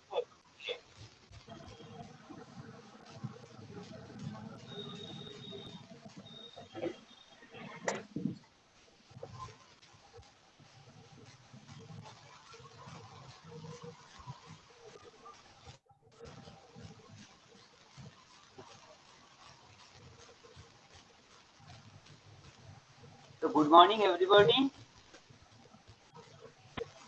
Good morning, sir. Good morning, sir. Very good morning. Good morning, Dr. Shah. Dr. Dhruva, Very good morning. So should I start or after a few minutes?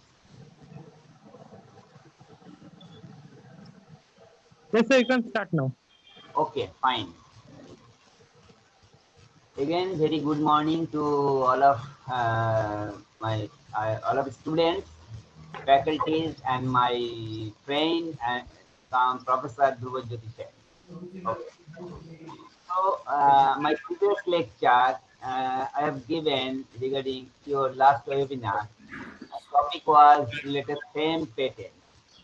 So what I do this in my this lecture, I try to deliver lectures on another continuation of that previous lecture and lots of addition included in this lecture. So first thing, my topic is importance of patents in education. Education basically, I am giving emphasis on healthcare education or pharmaceutical like that, biotechnology like that. And what is the importance in R&D sector of knowledge.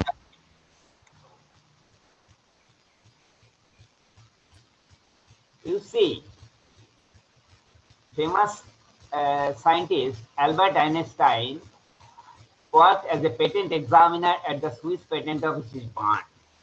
After completion his PhD, University of Zurich, and then he joined completion PhD in Patent Office, Swiss Patent Office. It is in Bern, and he did lots of work and on patents, and he has given some idea. After graduating, Einstein spent almost 2 frustrating years searching for a teaching post, but a former classmate's father helped him secure a job in Bern as a federal patent for intellectual property. The patent office, as an assistant examiner, he evaluated patent applications for electromagnetic devices.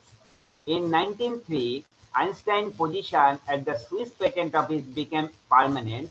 Although, because I am highlighting this thing, everybody should, students, especially students, you should know that these are the, we know all these famous scientists. He was previously a PhD, he did lots of works in patents, and lots of idea have been generated during his work. Another, I am sharing one quotation from Einstein. He says, I do not teach anyone. I only provide the environment in which they can learn. So faculties and lots of faculties and so few faculties of I have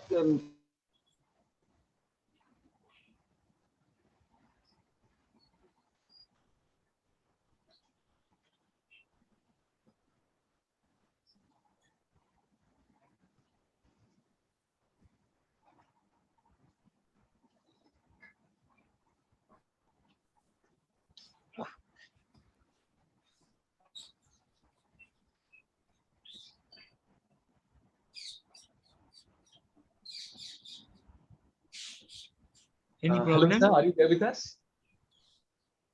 Any problem in screen sharing?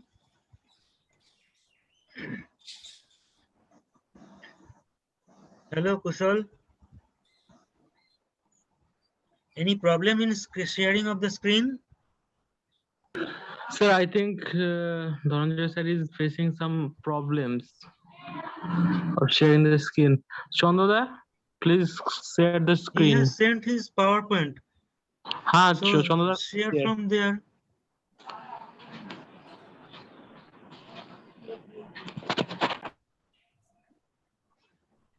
Yes, yes. Is it okay now?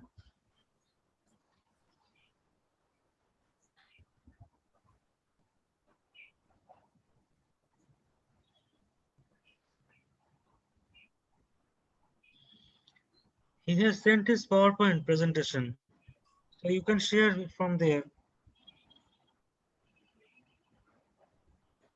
Yes, now it is okay. Go to the third slide. because he was continuing from there.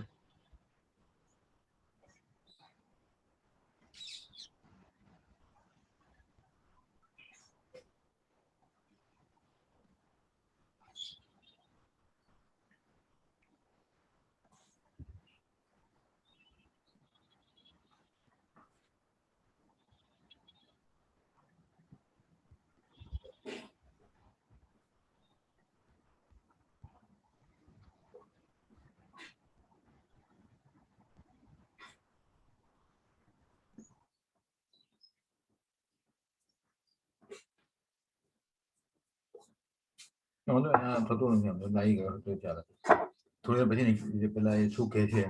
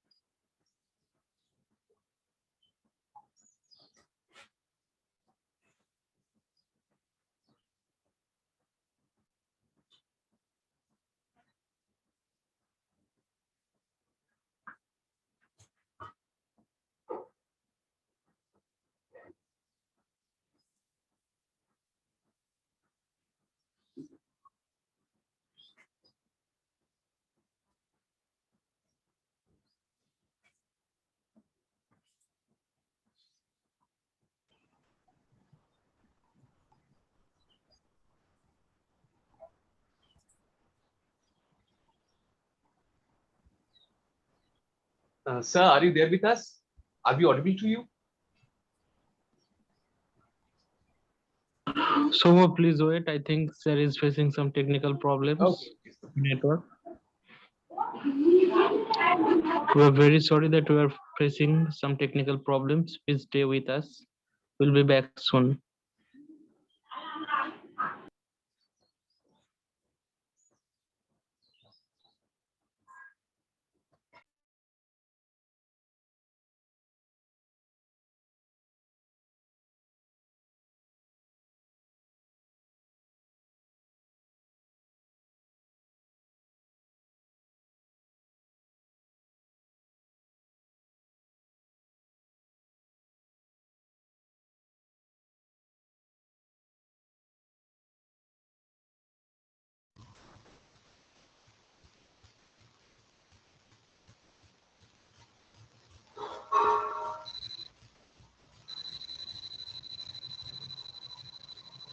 Am I audible?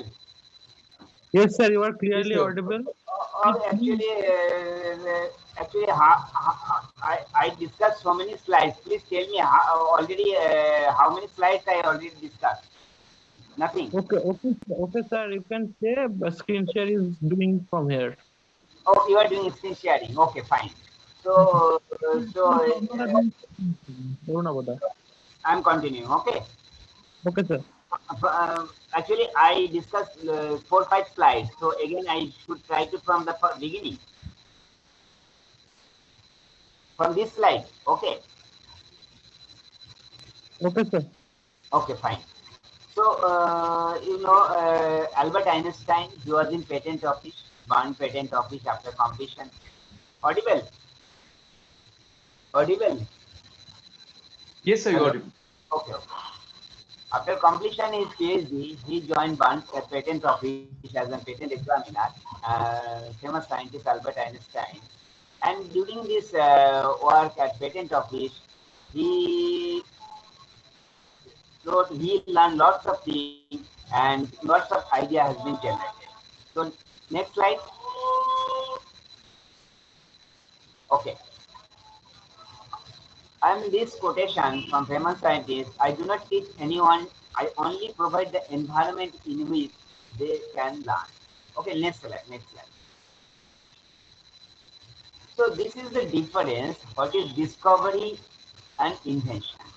See, when you are going for patents, discovery is not patentable subject matter. Only invention is patentable. So discovery means which is already existing in nature. That is not patentable. And invention already it was not in nature. Invention is patentable. Next. So what is innovation? You see, this is the invention of wheel.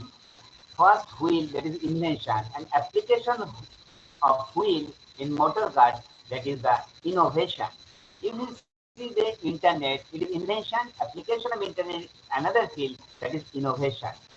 Next, if you go for our ancient thought, we can see knowledge should be freely shared. Whether it is myth is a question, but if you see at present scenario throughout the globe, it is not matching with the previous concept. Next slide. Intellectual property. What is the intellectual property? Intellectual property has acquired the term property because the owner of the right has legal power to lease, sell, donate, license, and etc. with similar status to a property. Basically, intellectual property deals with patent, design, trademarks, copyright, and GI. Means geographical indication. But especially here, I shall discuss regarding the patents on pharmaceutical patents, not other parts of the IPR. And this is like as a property. Okay, next slide. So, if you see, what is the patent definition? A patent is a monopoly right granted to an inventor, giving the inventor the right for a limited period of time to prevent others from using, making, selling his invention without his permission from the inventor. So, after getting the patent, it's monopoly right for 20 years. This is the patent act. So, after filing the patent, anybody can enjoy the monopoly right 20 years period for the patent. It may be filing any, it may be India, it may be Europe or USA. For the validity period is 20 years. Next. So after getting the patent, whoever without authority makes, uses, offers to sell or imports any patented invention during the term of the patent increases the patent. So using or that patent infringement may be takes place by without permission of the patent. Next. So why invention matters? What this means to you? Why we are going for patents? It's the basic thing is promote invention and help safeguard your invention. Second point, help companies grow because after filing a patent, especially for pharmaceutical molecules, if it is success after clinical trial, phase 1, phase 2, phase 3, it's lots of investment, R&D investment is there. So company can use that patent as a monopoly right for a certain period of time and can be benefited by using that patent. In this way, helps companies to grow and invention also promote the invention. Benefit the community by making new goods and services. Obviously, new molecule, when new molecule comes, it may be benefited for the local people or the throughout the globe. And not only that, after completion of the patent period, it is 20 years, it is usable throughout the without permission of the patent. Provide personal growth, development, and advancement. Next. Basically, objective of invention. Encouraging inventions, invention become known instead of remaining secret, industrial development, and wealth of technical information. Next. Who can be an inventor on a patent? Anyone who contributes to the conception of an invention alone or combination of others. So any researcher, it means individual can file a patent or group of researchers combined with a research institute can file a patent. Next.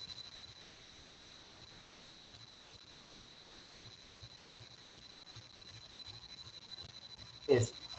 So what is the basic criteria for granting a patent? First thing, it should be novel. Novel, that is, your invention is new, was not described in the paragraph, means it is not published anywhere, not any journal or not any previous patent, so it should be new and non-obvious. That is, the differences between your invention and prior art would not have been obvious to someone in that field. Next.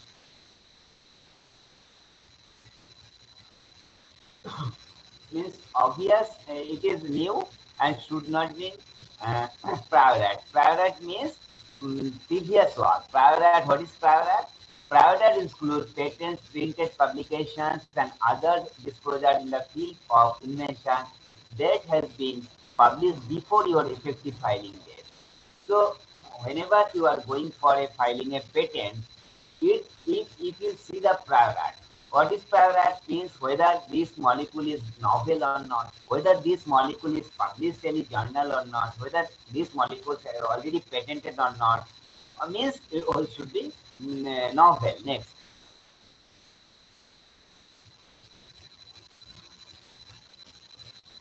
What are the things are patented? Sorry, back,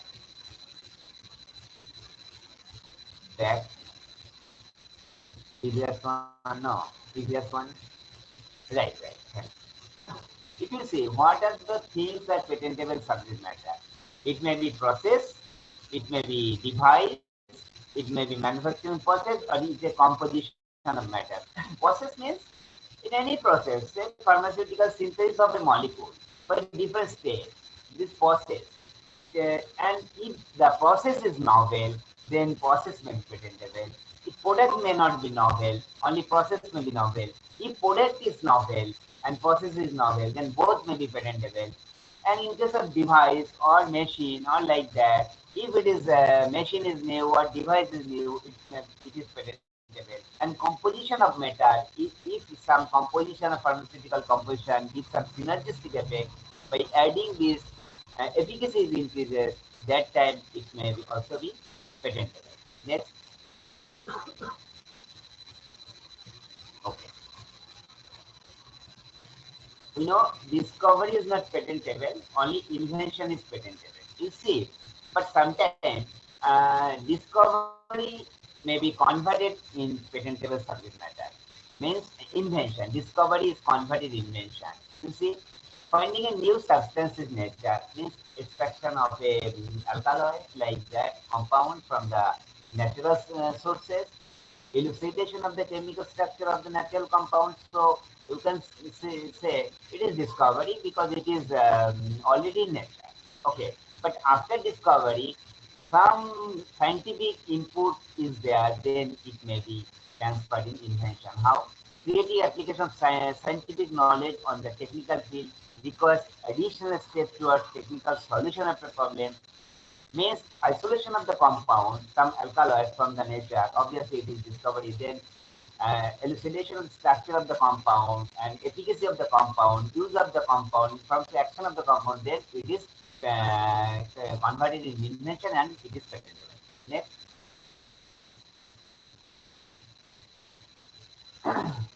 So discovery versus invention.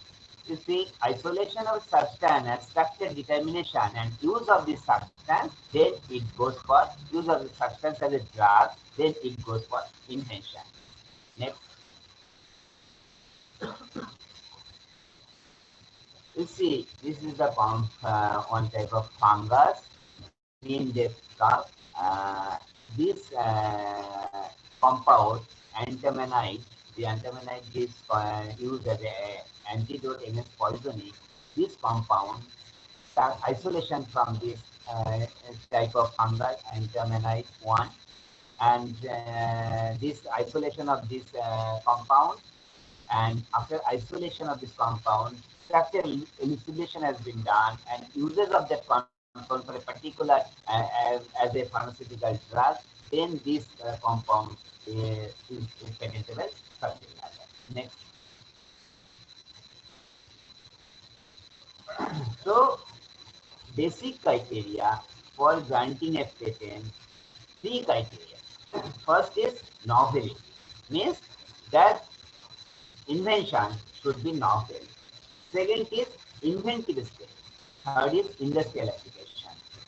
So, if you develop a software is not patentable, it is under copyright act.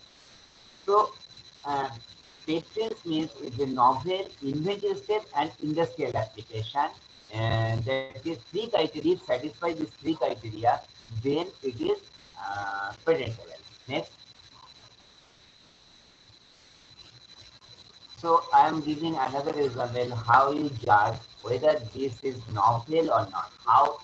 Whether it has novelty of the or not of the particular compound.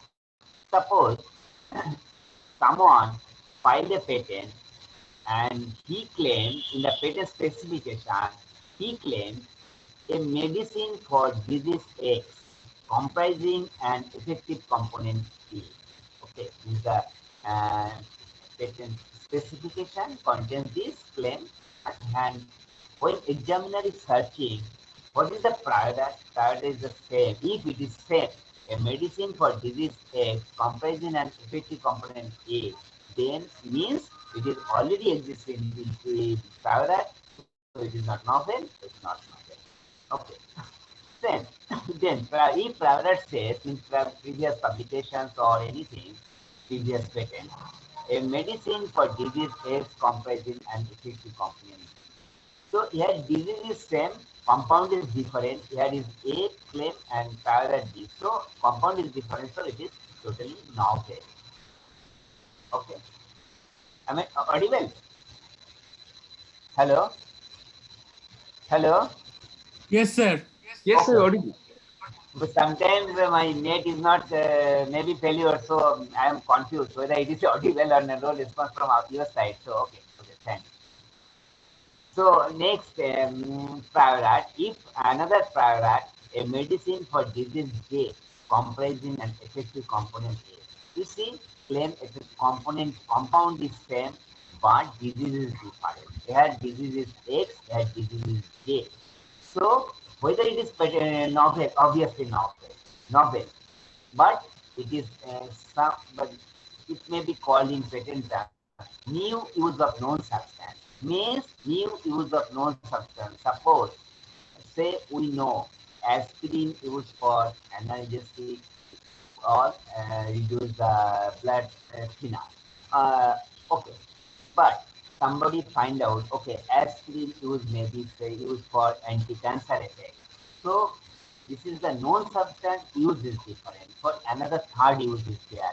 So it is obviously novel, but some countries, as per patent act, whether new use of known substance is patentable or not, India is not allowing that type of invention. But if you go for US and Europe, it is allowable because patent act is totally territorial act. Because if you going for file a patent in India, India has a separate act. If you file a patent in USA has a separate act. It's slightly different. It is a not like as a same thing was US Act, Indian patent act. It's a territorial right. But if you, but previously, after GATT and TRIPS agreement in 1995, GATT and TRIPS agreement, uh, product patent is not allowable in India in pharmaceutical sector. Only process patent is allowable in India. But if you after TRIPS agreement, India joined and GATT and TRIPS agreement, and after that, product patent is allowable 2005 January in India. But but slightly difference if you go for biotechnical patents and go for use or use of known substance. So it's slightly difference varies to country. Next. So basic criteria, novelty, inventiveness, industrial. Novelty I discussed. Next point is inventiveness.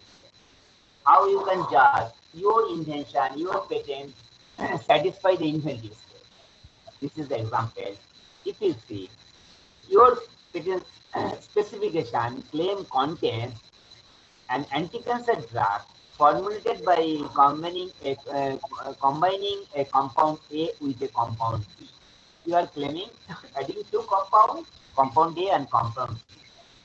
And description, what says? Description says the result of the pharmacological test do not show any performance of the synergistic anticancer effect. By adding compound A and compound B, no synergistic effect is there. And what is the prior means previous publications and what are the document it says, although it is publicly known that the compound A and compound B respectively have an anti-cancer effect. Already it is known compound A as anti-cancer effect and compound B also anti-cancer effect. But obviously by adding compound A and compound B, it has some obviously anti-cancer effect. But problem is, so it may be, you can say, okay, by addition these two composition, nowhere is available, so it is novel. But okay, it is novel, but it has no inventive state. Because no synergistic, by adding these two compounds, no synergistic effect is that, so it is lost the no inventive state. Next question, next slide. Another example for inventive state. Because understanding the inventive state should be very clear by writing a patent specification of filing a patent is satisfy the novelty, but may not be satisfied the inventive state. What is the specification says in claim?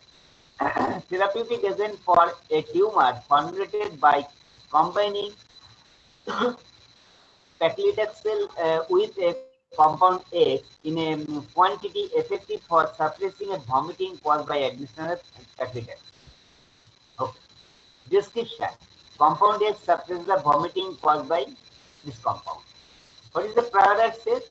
Although this compound is an excellent anti-tumor agent, it is publicly known the vomiting is a side effect caused by this compound at the time of administration. On the other hand, it is known that the compound X generally weakens the vomiting. So no inventive state is there. So next slide.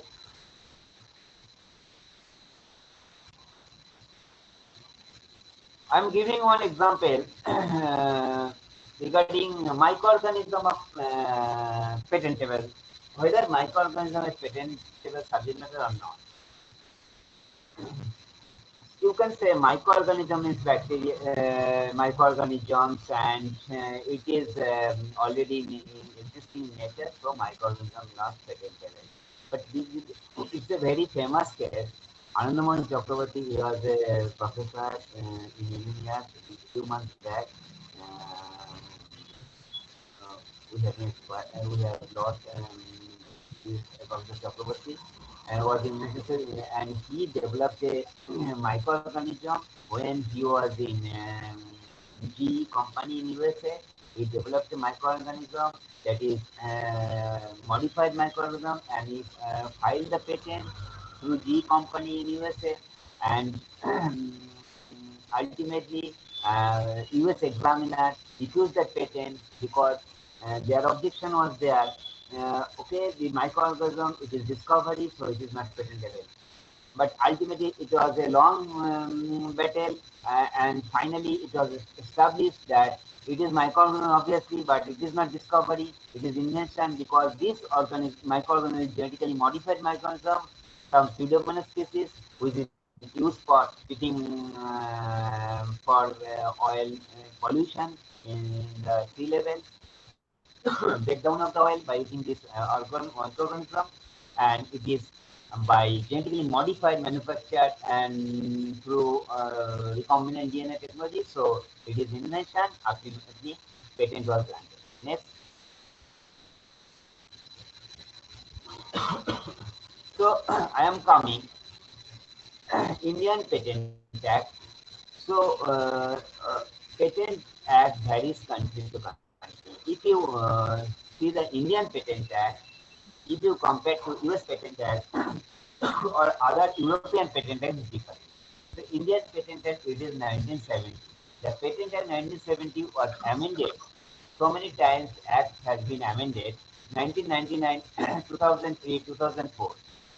Finally amended law effective from 1st July 2005 allows patent and product patent yes.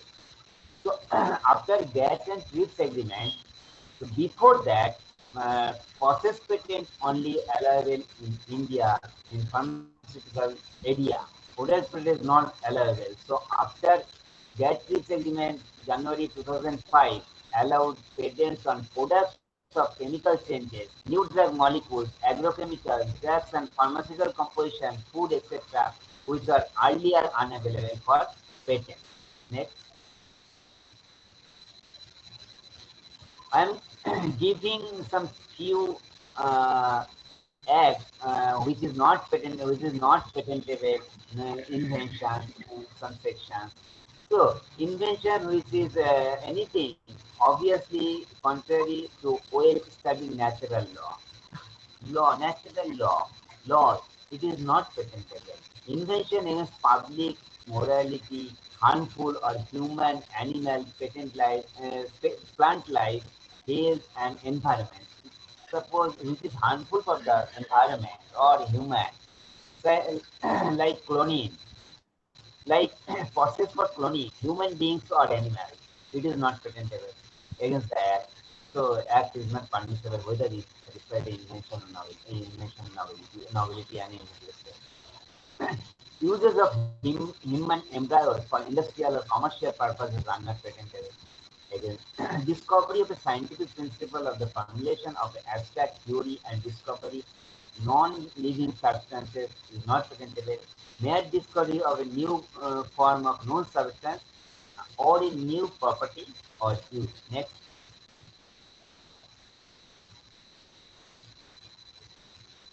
Non-patentable invention, another.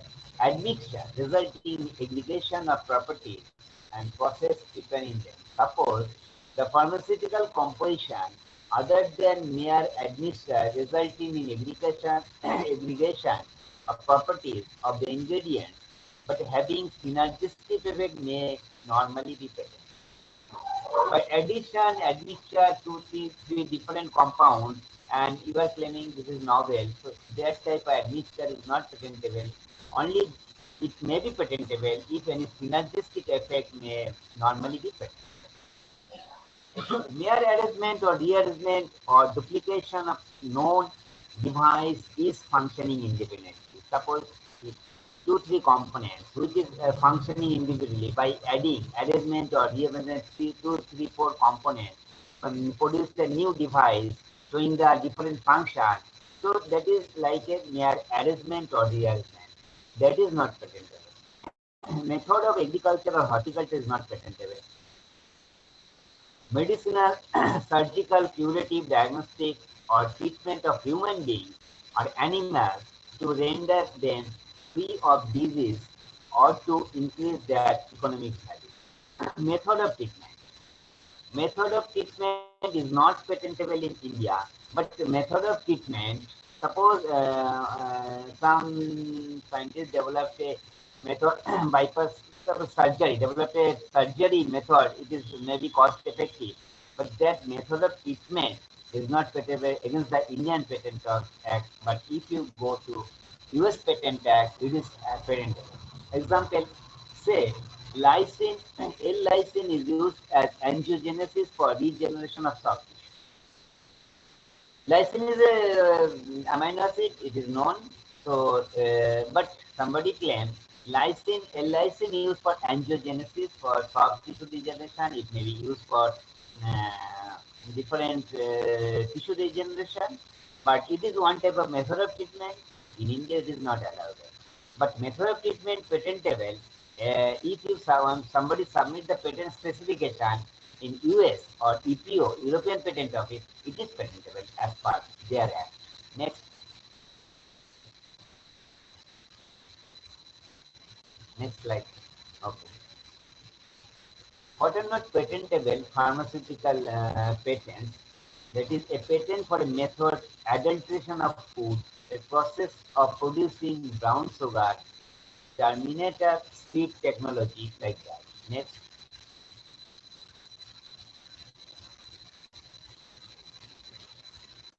Next, plants and animal in whole or any part, thereby their and then microorganism, but including seed varieties, species, and especially biological processes for production of propagation of plants and animals. That is the patenting of anything related to manufacture of a product containing living organism will strictly considered not patentable in India until however, in 2002, Kolkata High Court held that the dictionary meaning manufacture did not conclude from its purview the preparation of its commodity that contains a living organism. Next, yes, this is example regarding turmeric because long back one patent uh, has been submitted in US patent office from US scientists as a formulation of turmeric used as a wound healing.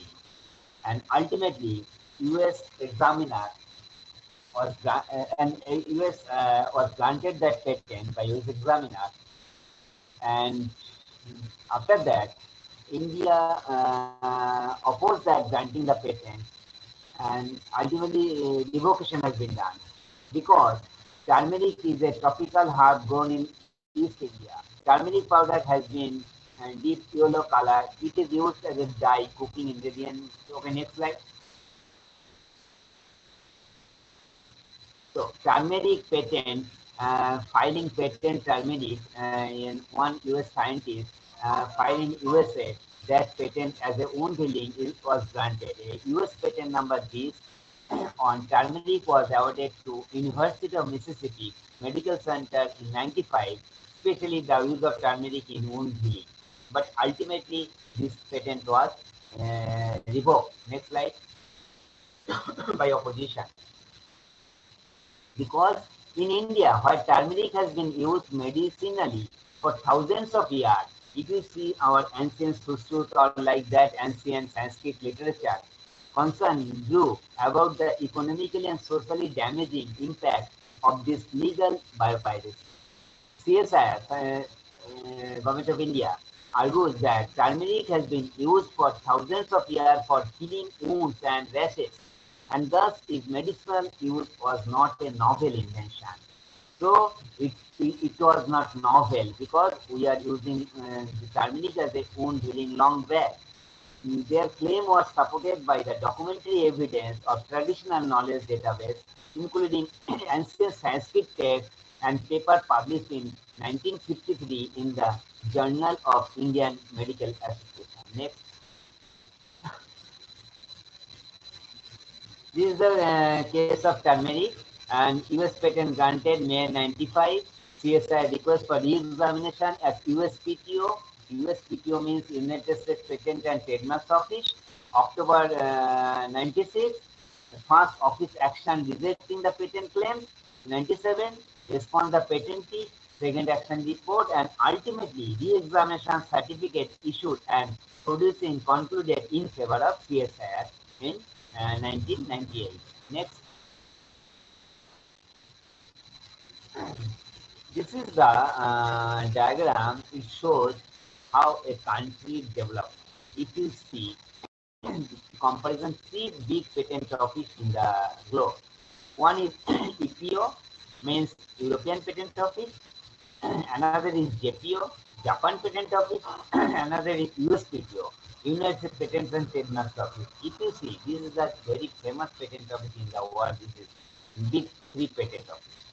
If you see, compare how many files are patent in domestic filing, in this three office, how many files from coming from the abroad, because patent is a territorial. So in India, so if you see India Patent Office, suppose total filing 100%, maybe 10% filing from our domestic filing means our IITs, our some research institutes, some universities are filing the patents, not more than 10 to 15%. Another filing in India more, around 90% or 85 to 90% filing are coming from the abroad, because patent is a territorial right. If you see, some Glaxo developed a molecule or Glaxo developed a pharmaceutical product, and which Glaxo is trying to file the patent throughout the globe. So if you see filing status India, most of the filings from coming from the abroad, and indigenous file is very, very less. But if you compare to EPO, if you see European patent office, almost 50% filing from, this is a very bad data, but in current data also like that, 50% from domestic, 50% from abroad filing. If you JPO,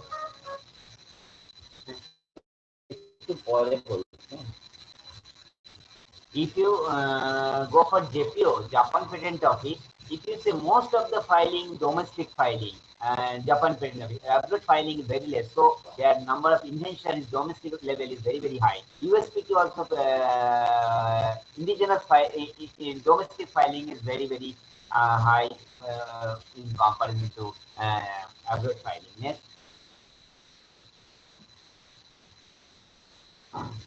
So our topic was that why it is necessary in R&D sector.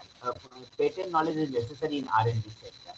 If you see, in the pharmaceutical company, big pharmaceutical those who are doing R&D activities, what are the investment? You see lots of investment.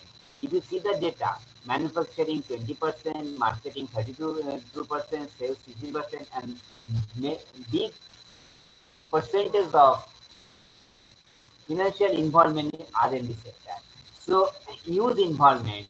If company try to get the return of this investment, so if one company gets a good molecule which may be success for clinical trial, phase 1, phase 2, or like that, phase 3. So they are going to file the patent because they can enjoy monopoly right for a certain period, 20 years of the patent. Next.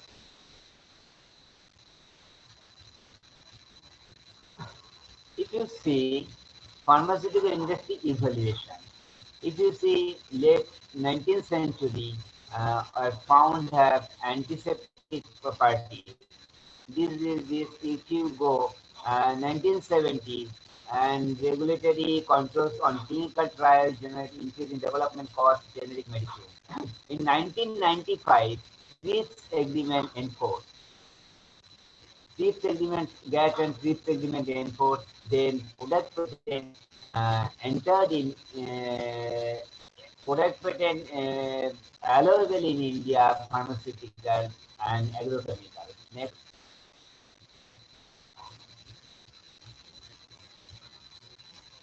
Okay, in case of biological invention, this is the act as per patent act.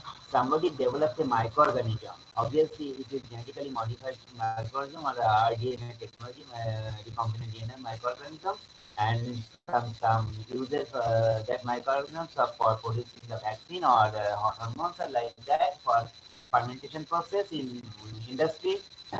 So if somebody develops that microorganism, that when somebody is going for filing a patent and deposit that microorganism for a specific depository organization specified. This is the treaty has been done in Budapest. It is called Budapest Treaty. International Depository Authority under the Budapest Treaty. Disclosure of the source and geographical origin of the biological material. Or another thing I am trying to mention here, when somebody is going for filing a patent regarding natural product, and it should be taken permission from the biodiversity department of biodiversity government of India. Next.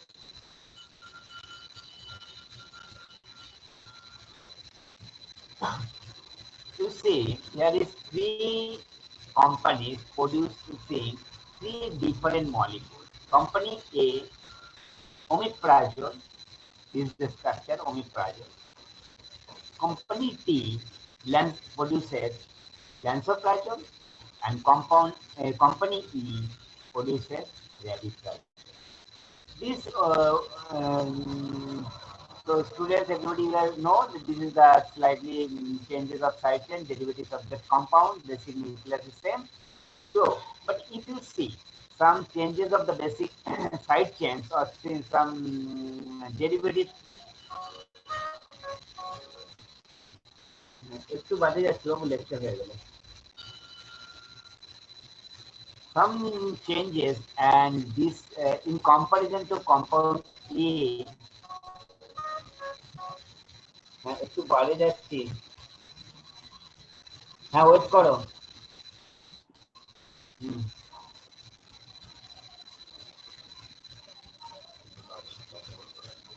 and this is sorry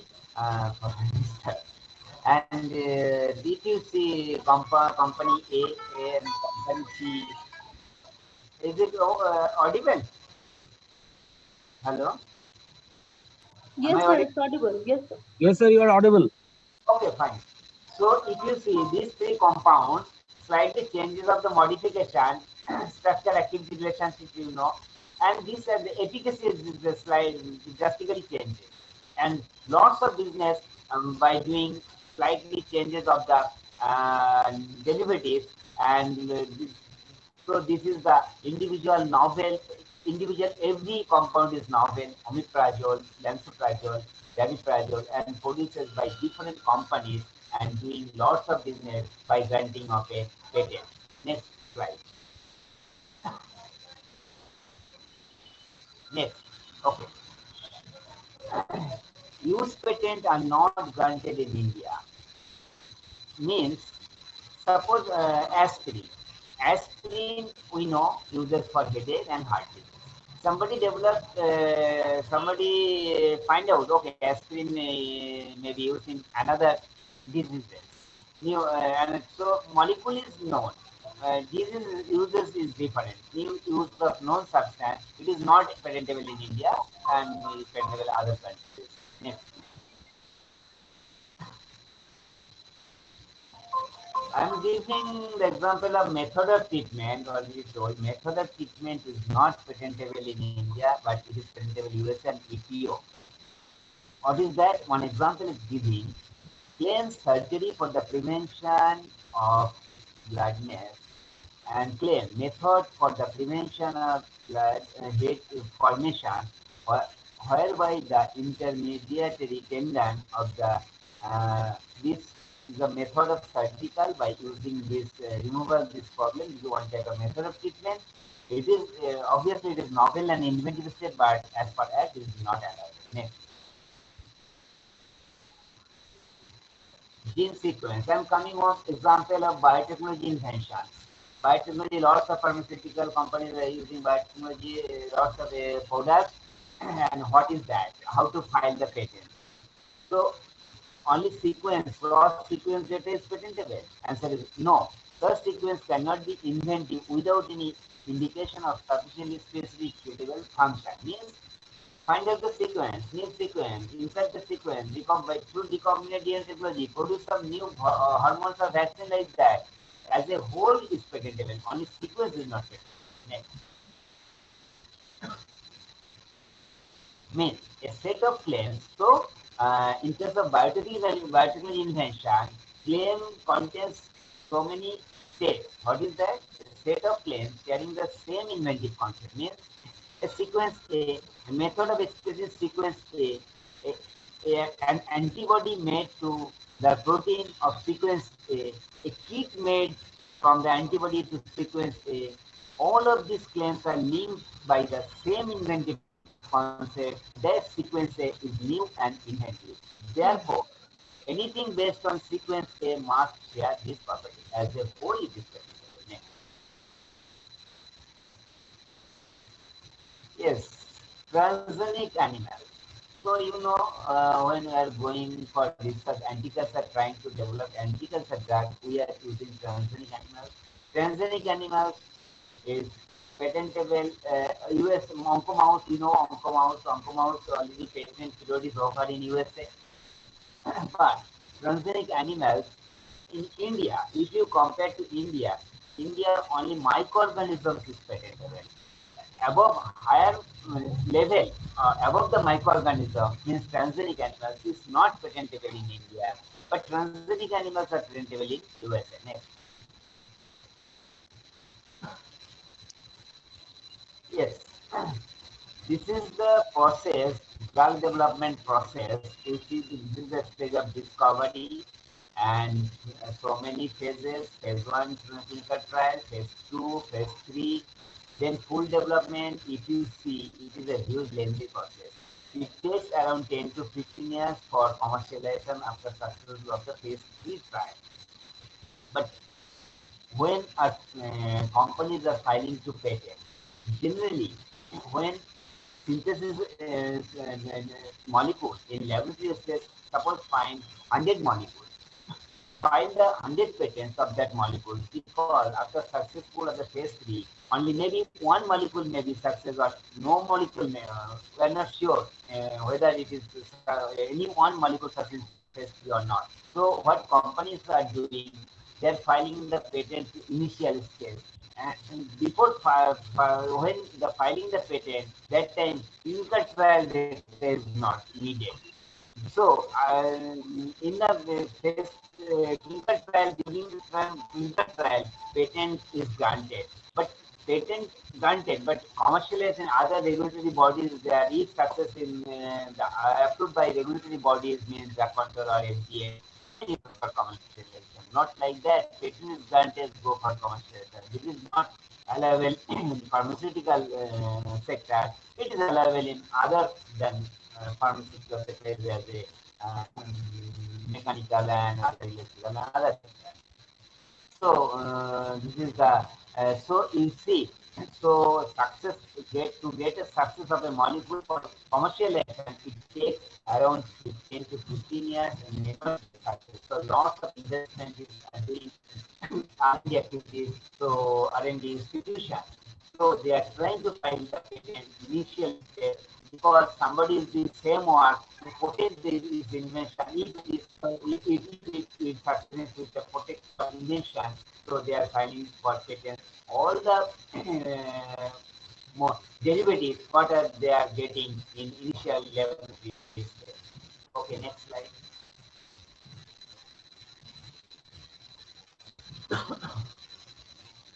Next. Even after granting the patent, even commercialized, that one, previous one.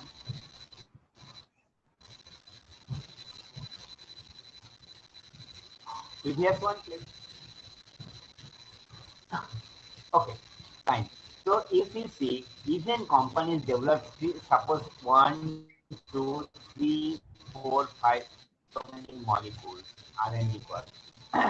but you see, all molecules, some blockbuster like a drug is there. So very few unique companies they are getting profit there using their blockbuster drugs like that. Next.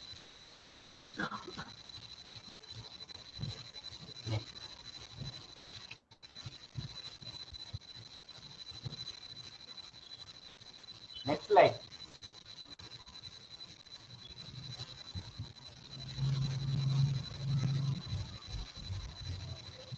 Hello, Runavo. Next slide, please. Am I audible? Hello? Hello? Yes, completely audible. You are totally audible. Am I audible? Yes, yes. Not audible? Audible. Yes, sir, you are absolutely audible. Yes, sir, you are audible. I Okay, have the okay. slide number 50. Thank you. This is the role of examiner. What when you are going to file a patent, what is the role of examiner? I mean, patent examiner. Those are working in patent office throughout the world. So they will search the read the specification, search the prior art, whether this patent is novel or not, or it says the prior art or the previous publication. Evaluate the specification claims. Claims is a vital part of the patent specification because it is the main invention legal document like that. Patent is a techno-legal document. You can say techno-legal document, technical and legal. So respond by office action, holding interview like that. If then finally if it is satisfied, then it is done. Next.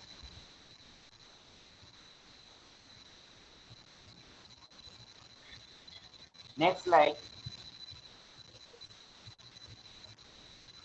Next, you see brand name versus generic medicine. Brand name medicine versus generic.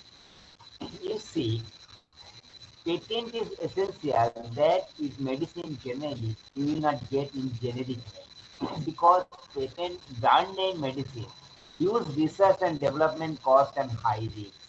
So this period is patent is essential. They if these companies produces drug, a particular patented company monopoly is the effective new medicine to the patient. And then after expiry of the patent period, 20 years, business changes after expiration of patent. You see, then conversion generic medicine. Because after 20 years, any company is freely can manufacture that product from molecule, provides good medical product by a low price, inexpensive medical product. Next. Another thing is how you file the patent through PCT, and brief I am telling what is PCT, Patent Corporation PCT, because when I'm telling in brief, when big companies like Glaxo, Pfizer, they are working developed a molecule or file a patent in USA, what they're doing, they are not doing individually filing in different countries, suppose 200 countries.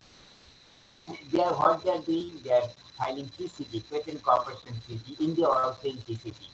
So they are filing the patent specification in WIPO, that is World Intellectual Property Organization. It is in Geneva, and they are mentioning what are the countries they are interested to file the patent. They are mentioning the name of the countries. It may be India, China, Bangladesh, and Europe, like that. And what WIPO is doing, WIPO sending the application to different countries, that is called national service application. And when application comes in different individual countries, examiner are examining the, I am talking about the international applications here. So examiner are examining the patent specification as per patent, as per each country's patent act, and it may be granted as per each satisfy the patent act particular that country. So this is the system that is called PCT system. Big companies doing filing in this way. Next. So PCT, this is the office. What are the receiving office in India? Chennai, Delhi, Kolkata, Mumbai. This is mentioning here. Next. Next. So here, this back one back. So share benefit of patent system. Patent system utilize resource to organize R&D activities, capture global market judiciously, earn profit through protected market. So you see, so again highlighting to the students, you have a syllabus regarding IPR and PG level. So especially patents, I don't know UG level you have any course curriculum or not regarding patents. You try to learn this area, because when you are going to industry, they have a IPR week, patent week, big industries in India. They are also as a patent scientist, they are working in pharmaceutical companies. So in that case, you have to, obviously you have subject knowledge according to patent knowledge, then you can do work simultaneously in R&D companies, in those who are as a realist and they have a patent scientist like that. Okay, thank you. Thank you to again all. Thank you, sir. Thank you so much for your priceless speech. Now, again, if anyone wants to ask a question, please raise your hand. Your questions will be gladly accepted as always. Yes, anyone with questions?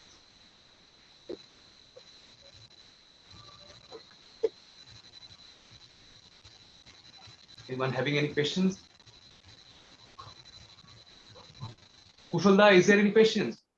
You all can also drop your queries or questions into the chat box. There is no question at all. If anyone Till has a now. question, please drop your question in the chat box. As always, your questions are gladly accepted. Yes, please.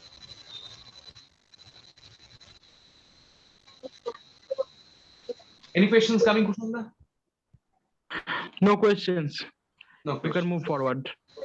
Never mind.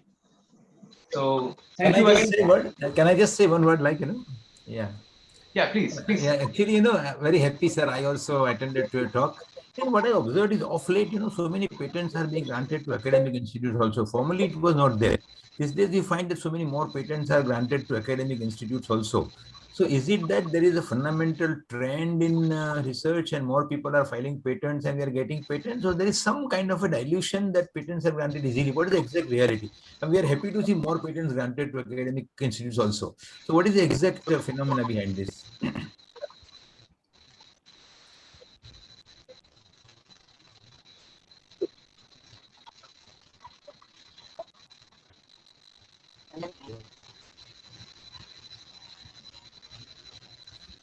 Do you hear my question, sir? Hello, Professor David. Hello. Yeah, yeah, sir. Yeah. Most so many research institutions are going for filing a patent, and granted. One thing is, what is the motto? Means granting a patent, granting of a patent is not a aim. So try to, after getting the patent, try to commercialize and exploitation in industry. It's a part. So implementation of each patents is another thing. So it is always possible. It not depend. It's a big company. They are filing patents and granting 100 patents. Maybe sometimes one patent may be commercialized. So especially pharmaceutical molecule or process, it's a lots of regulatory bodies. So only thing is not the granting it patent. So you know better what is the rules and regulatory bodies. So granting of a patent is not a try to commercialize and exploit its part. So implementation and depends. It's a big company. They are filing patents and granted, especially pharmaceutical molecule, not the granting a patent. So you know better. Yeah, that is true, sir. But it has to be ultimately commercialized. Only then it is of some use. The only good development I saw was more patents are being granted. That is maybe because more work is done, more patents are being filed. So one positive development is more patents are available to academia, and developing them to commercial advantage is subsequent action. Yeah, that's good. Yes, if you see developed country, they are filing more patents. If you see China, Japan, their domestic filing is more. Yeah. In, average filing is less. So in India, our domestic filing percentage is very less. Total not 10 to 15%. So all patents are coming from the abroad. So we are what should be our motto? We try to find good work in patent form.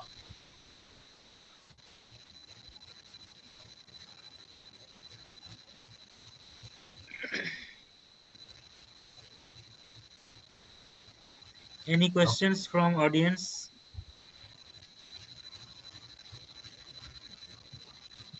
If anyone is having any question, please drop it in the chat box.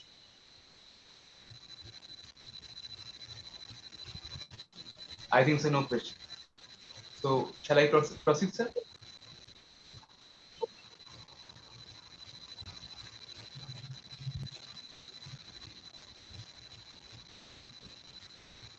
Yes, you can proceed. Come on.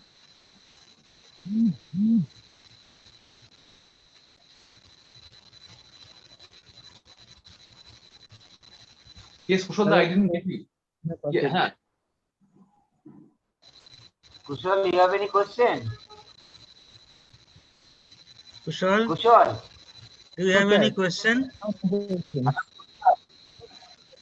Next paper you have to write regarding pharmaceutical patenting. Next Okay, sir.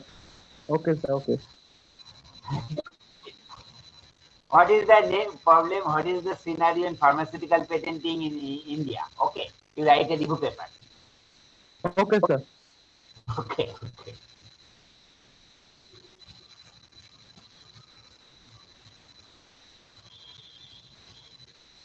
Shall I continue, sir? Yes, move forward. Okay.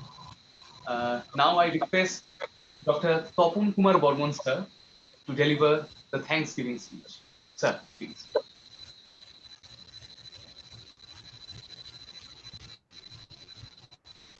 Am I audible now?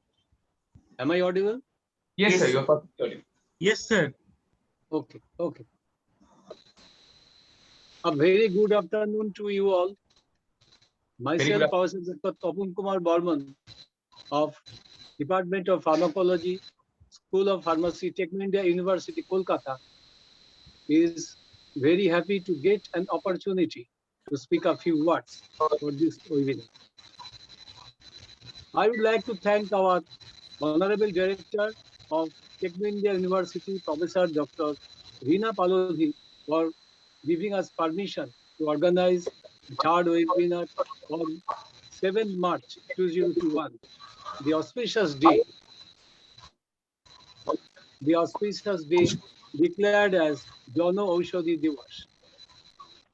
My special thanks to our Director of School of Pharmacy, Professor Dr. Bedouin Mohanty, for arranging this webinar. My special thanks to the convener of the webinar, Professor Dr. Dhrubajyoti Sen, for his enthusiastic and dedicated motivation to organize the entire webinar successfully.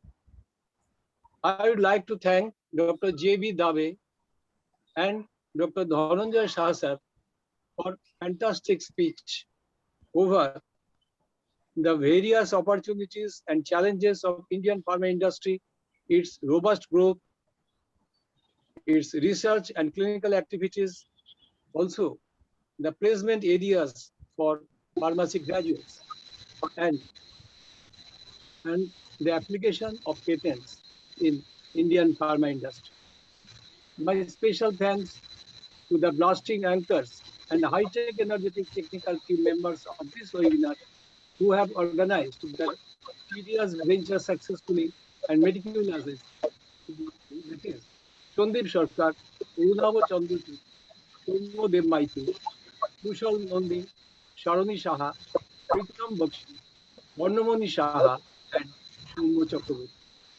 My special thanks to the entire teaching and non-teaching staff members of this Temple of Learning for support from their bottom of heart. The webinar has backed tremendous appreciation from the participants. That is, more than 300 persons have joined, and we are expecting more such scientific sessions in upcoming future. I would like to thank you all once again for making this event a grand success.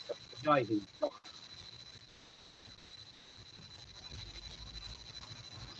Thank you, sir. Thank you so much for your priceless speech. Now, I'd like to welcome Professor Dr. Dhrubajyoti Sen to say a few words. I'm very happy to have Dr. Shaha and Dr. Dave with us in this webinar because both are pharma stalwarts in pharmaceutical sciences, and both are expertise in their own field. This is the book, Foundation of Body Homeostasis Salutes Coronation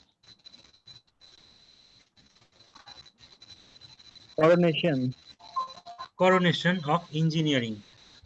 Foundation of Body Homeostasis Salutes Coronation of Engineering. This book has been published in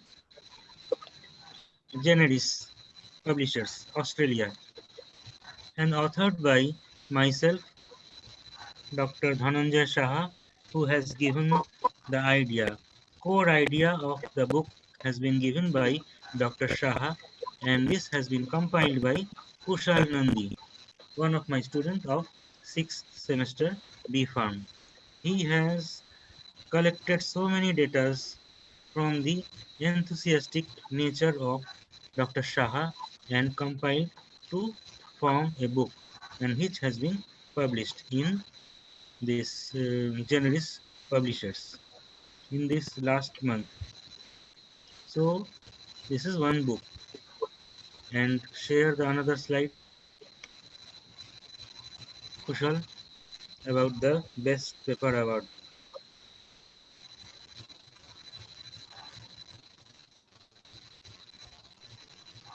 This is one of the articles which got this paper award. Yes, This one. this is one book.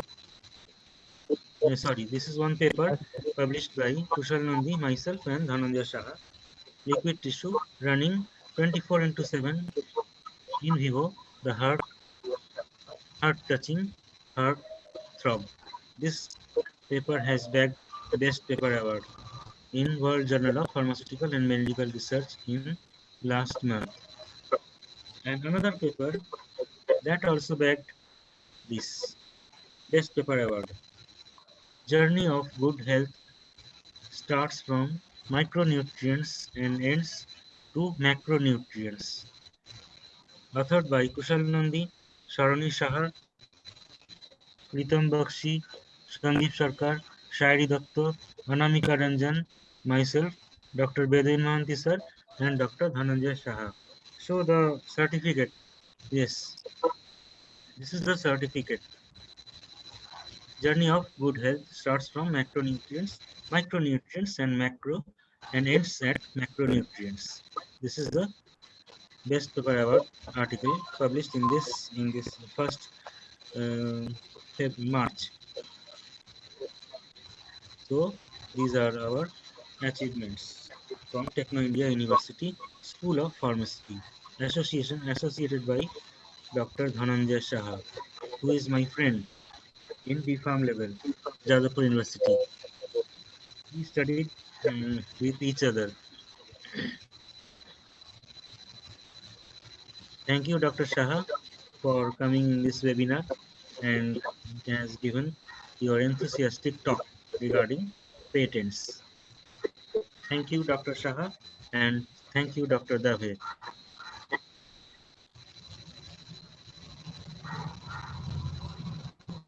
Thank you, sir. Thank you so much. Now we are proceeding towards the end of the webinar, but before ending, we request Professor Dr. Dinakar Shashmal sir to say something. Sir, please.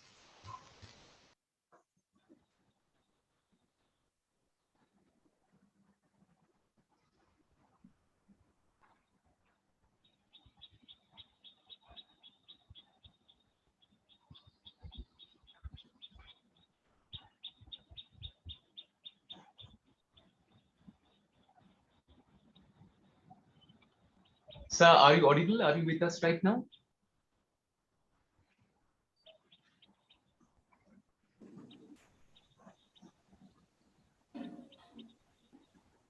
Hello. Yes, sir. Hello.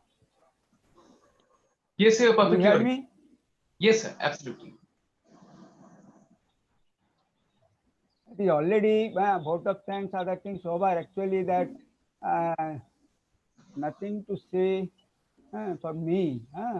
So anyway, as you are being a student requesting that about this today's lecture, so I just compare that what was the discussions, what is the benefits the students will get from these two lectures.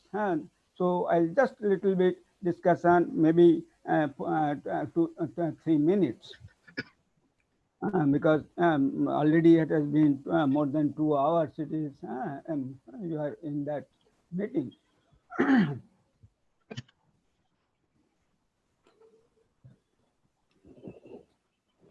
So actually, this topic was that future vision and the career opportunities. Career opportunities to the students who are in that studying in the Techno University. They must know what are the opportunities in the university. I must give thanks to Dr. Dave and Dr. Saha, who has given the elaborate discussions on the opportunity of the industry and that patent office of the students.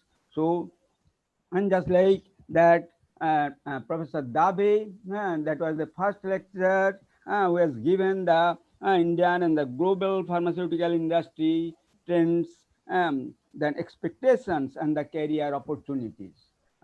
So there are the huge and huge areas nowadays in the pharmaceutical industry, but the students will have to be expertise to be entered into that industry. And the student and that Dr. Dabe has detailed discussion has been given. He given and that started with that Indian pharma industry and overview. Uh, what? Because he has also mentioned that how much export and how much import and what is the market share in the world pharmacy world and that industry. So he has totally given that. So you from that idea you must got that your idea where to go, where not to go. So that industry having that lots of these areas, you can have that. That is a production. He has talked about what are the various areas of the production. He has mentioned. Then the R&D, AR&D, FR&D. He has mentioned. He has mentioned about the marketing. He has mentioned about the clinical research. They've given the vivid idea about the CROs.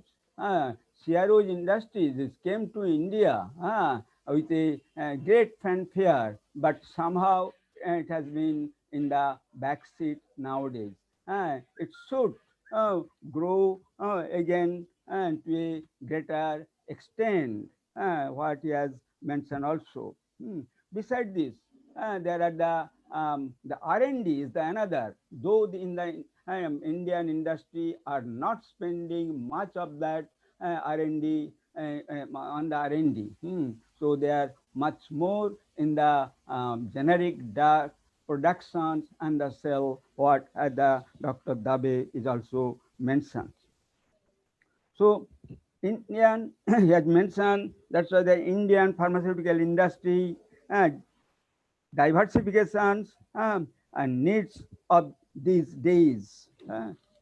So unless there is a diversification, there is no, because it's, your Japan and other countries they have been going very fast.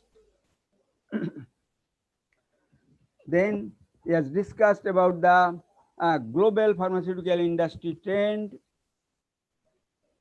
He discussed the business model of today, new drug approval, new case, that is artificial intelligence, what he has mentioned. It is most important area nowadays in that drug industry, in that R&D. So lots of that. And the documentation, data analysis, all these things he has discussed in detail. So I must convey my sincere thanks to Dr. Dave and giving these vivid ideas to the student, and they can decide where to go, where not to go. Beside this, as a clinical pharmacist, community pharmacist, hospital pharmacist, drugstore pharmacist, operation room pharmacist, clinical care pharmacist, uh, government jobs, then the opportunities abroad, then higher education. There are many things that students can go, and the entrepreneurship also. So that was the details discussion made by the Dr. Dhabe. I must thank to him. After that, Dr. Shah has given that vivid lectures on the Indian patent office and how this patent can be done, what are the difference between the discovery and the innovations, why the discovery will not get the patent, only innovations will be getting the patent, why this patent drugs is for the long time, that 20 years, then after that he can it can be taken out in the generic name, why product, then biological innovations. But he started with the very beautiful quotations of the Albert Einstein. The objective of the innovation he has discussed, the discovery versus innovation he has discussed vividly. Indian patenting system he also discussed, that he mentioned, and there are lots of things about that. So convey my sincere thanks to Dr. Saha for giving the vivid idea, and that you're motivating our students to be that IPR scientist or the IPR officer or this patent examining, etc. So with these few of these two lectures, I'll just concluding my speech, and thanks to the organizers and especially Dr.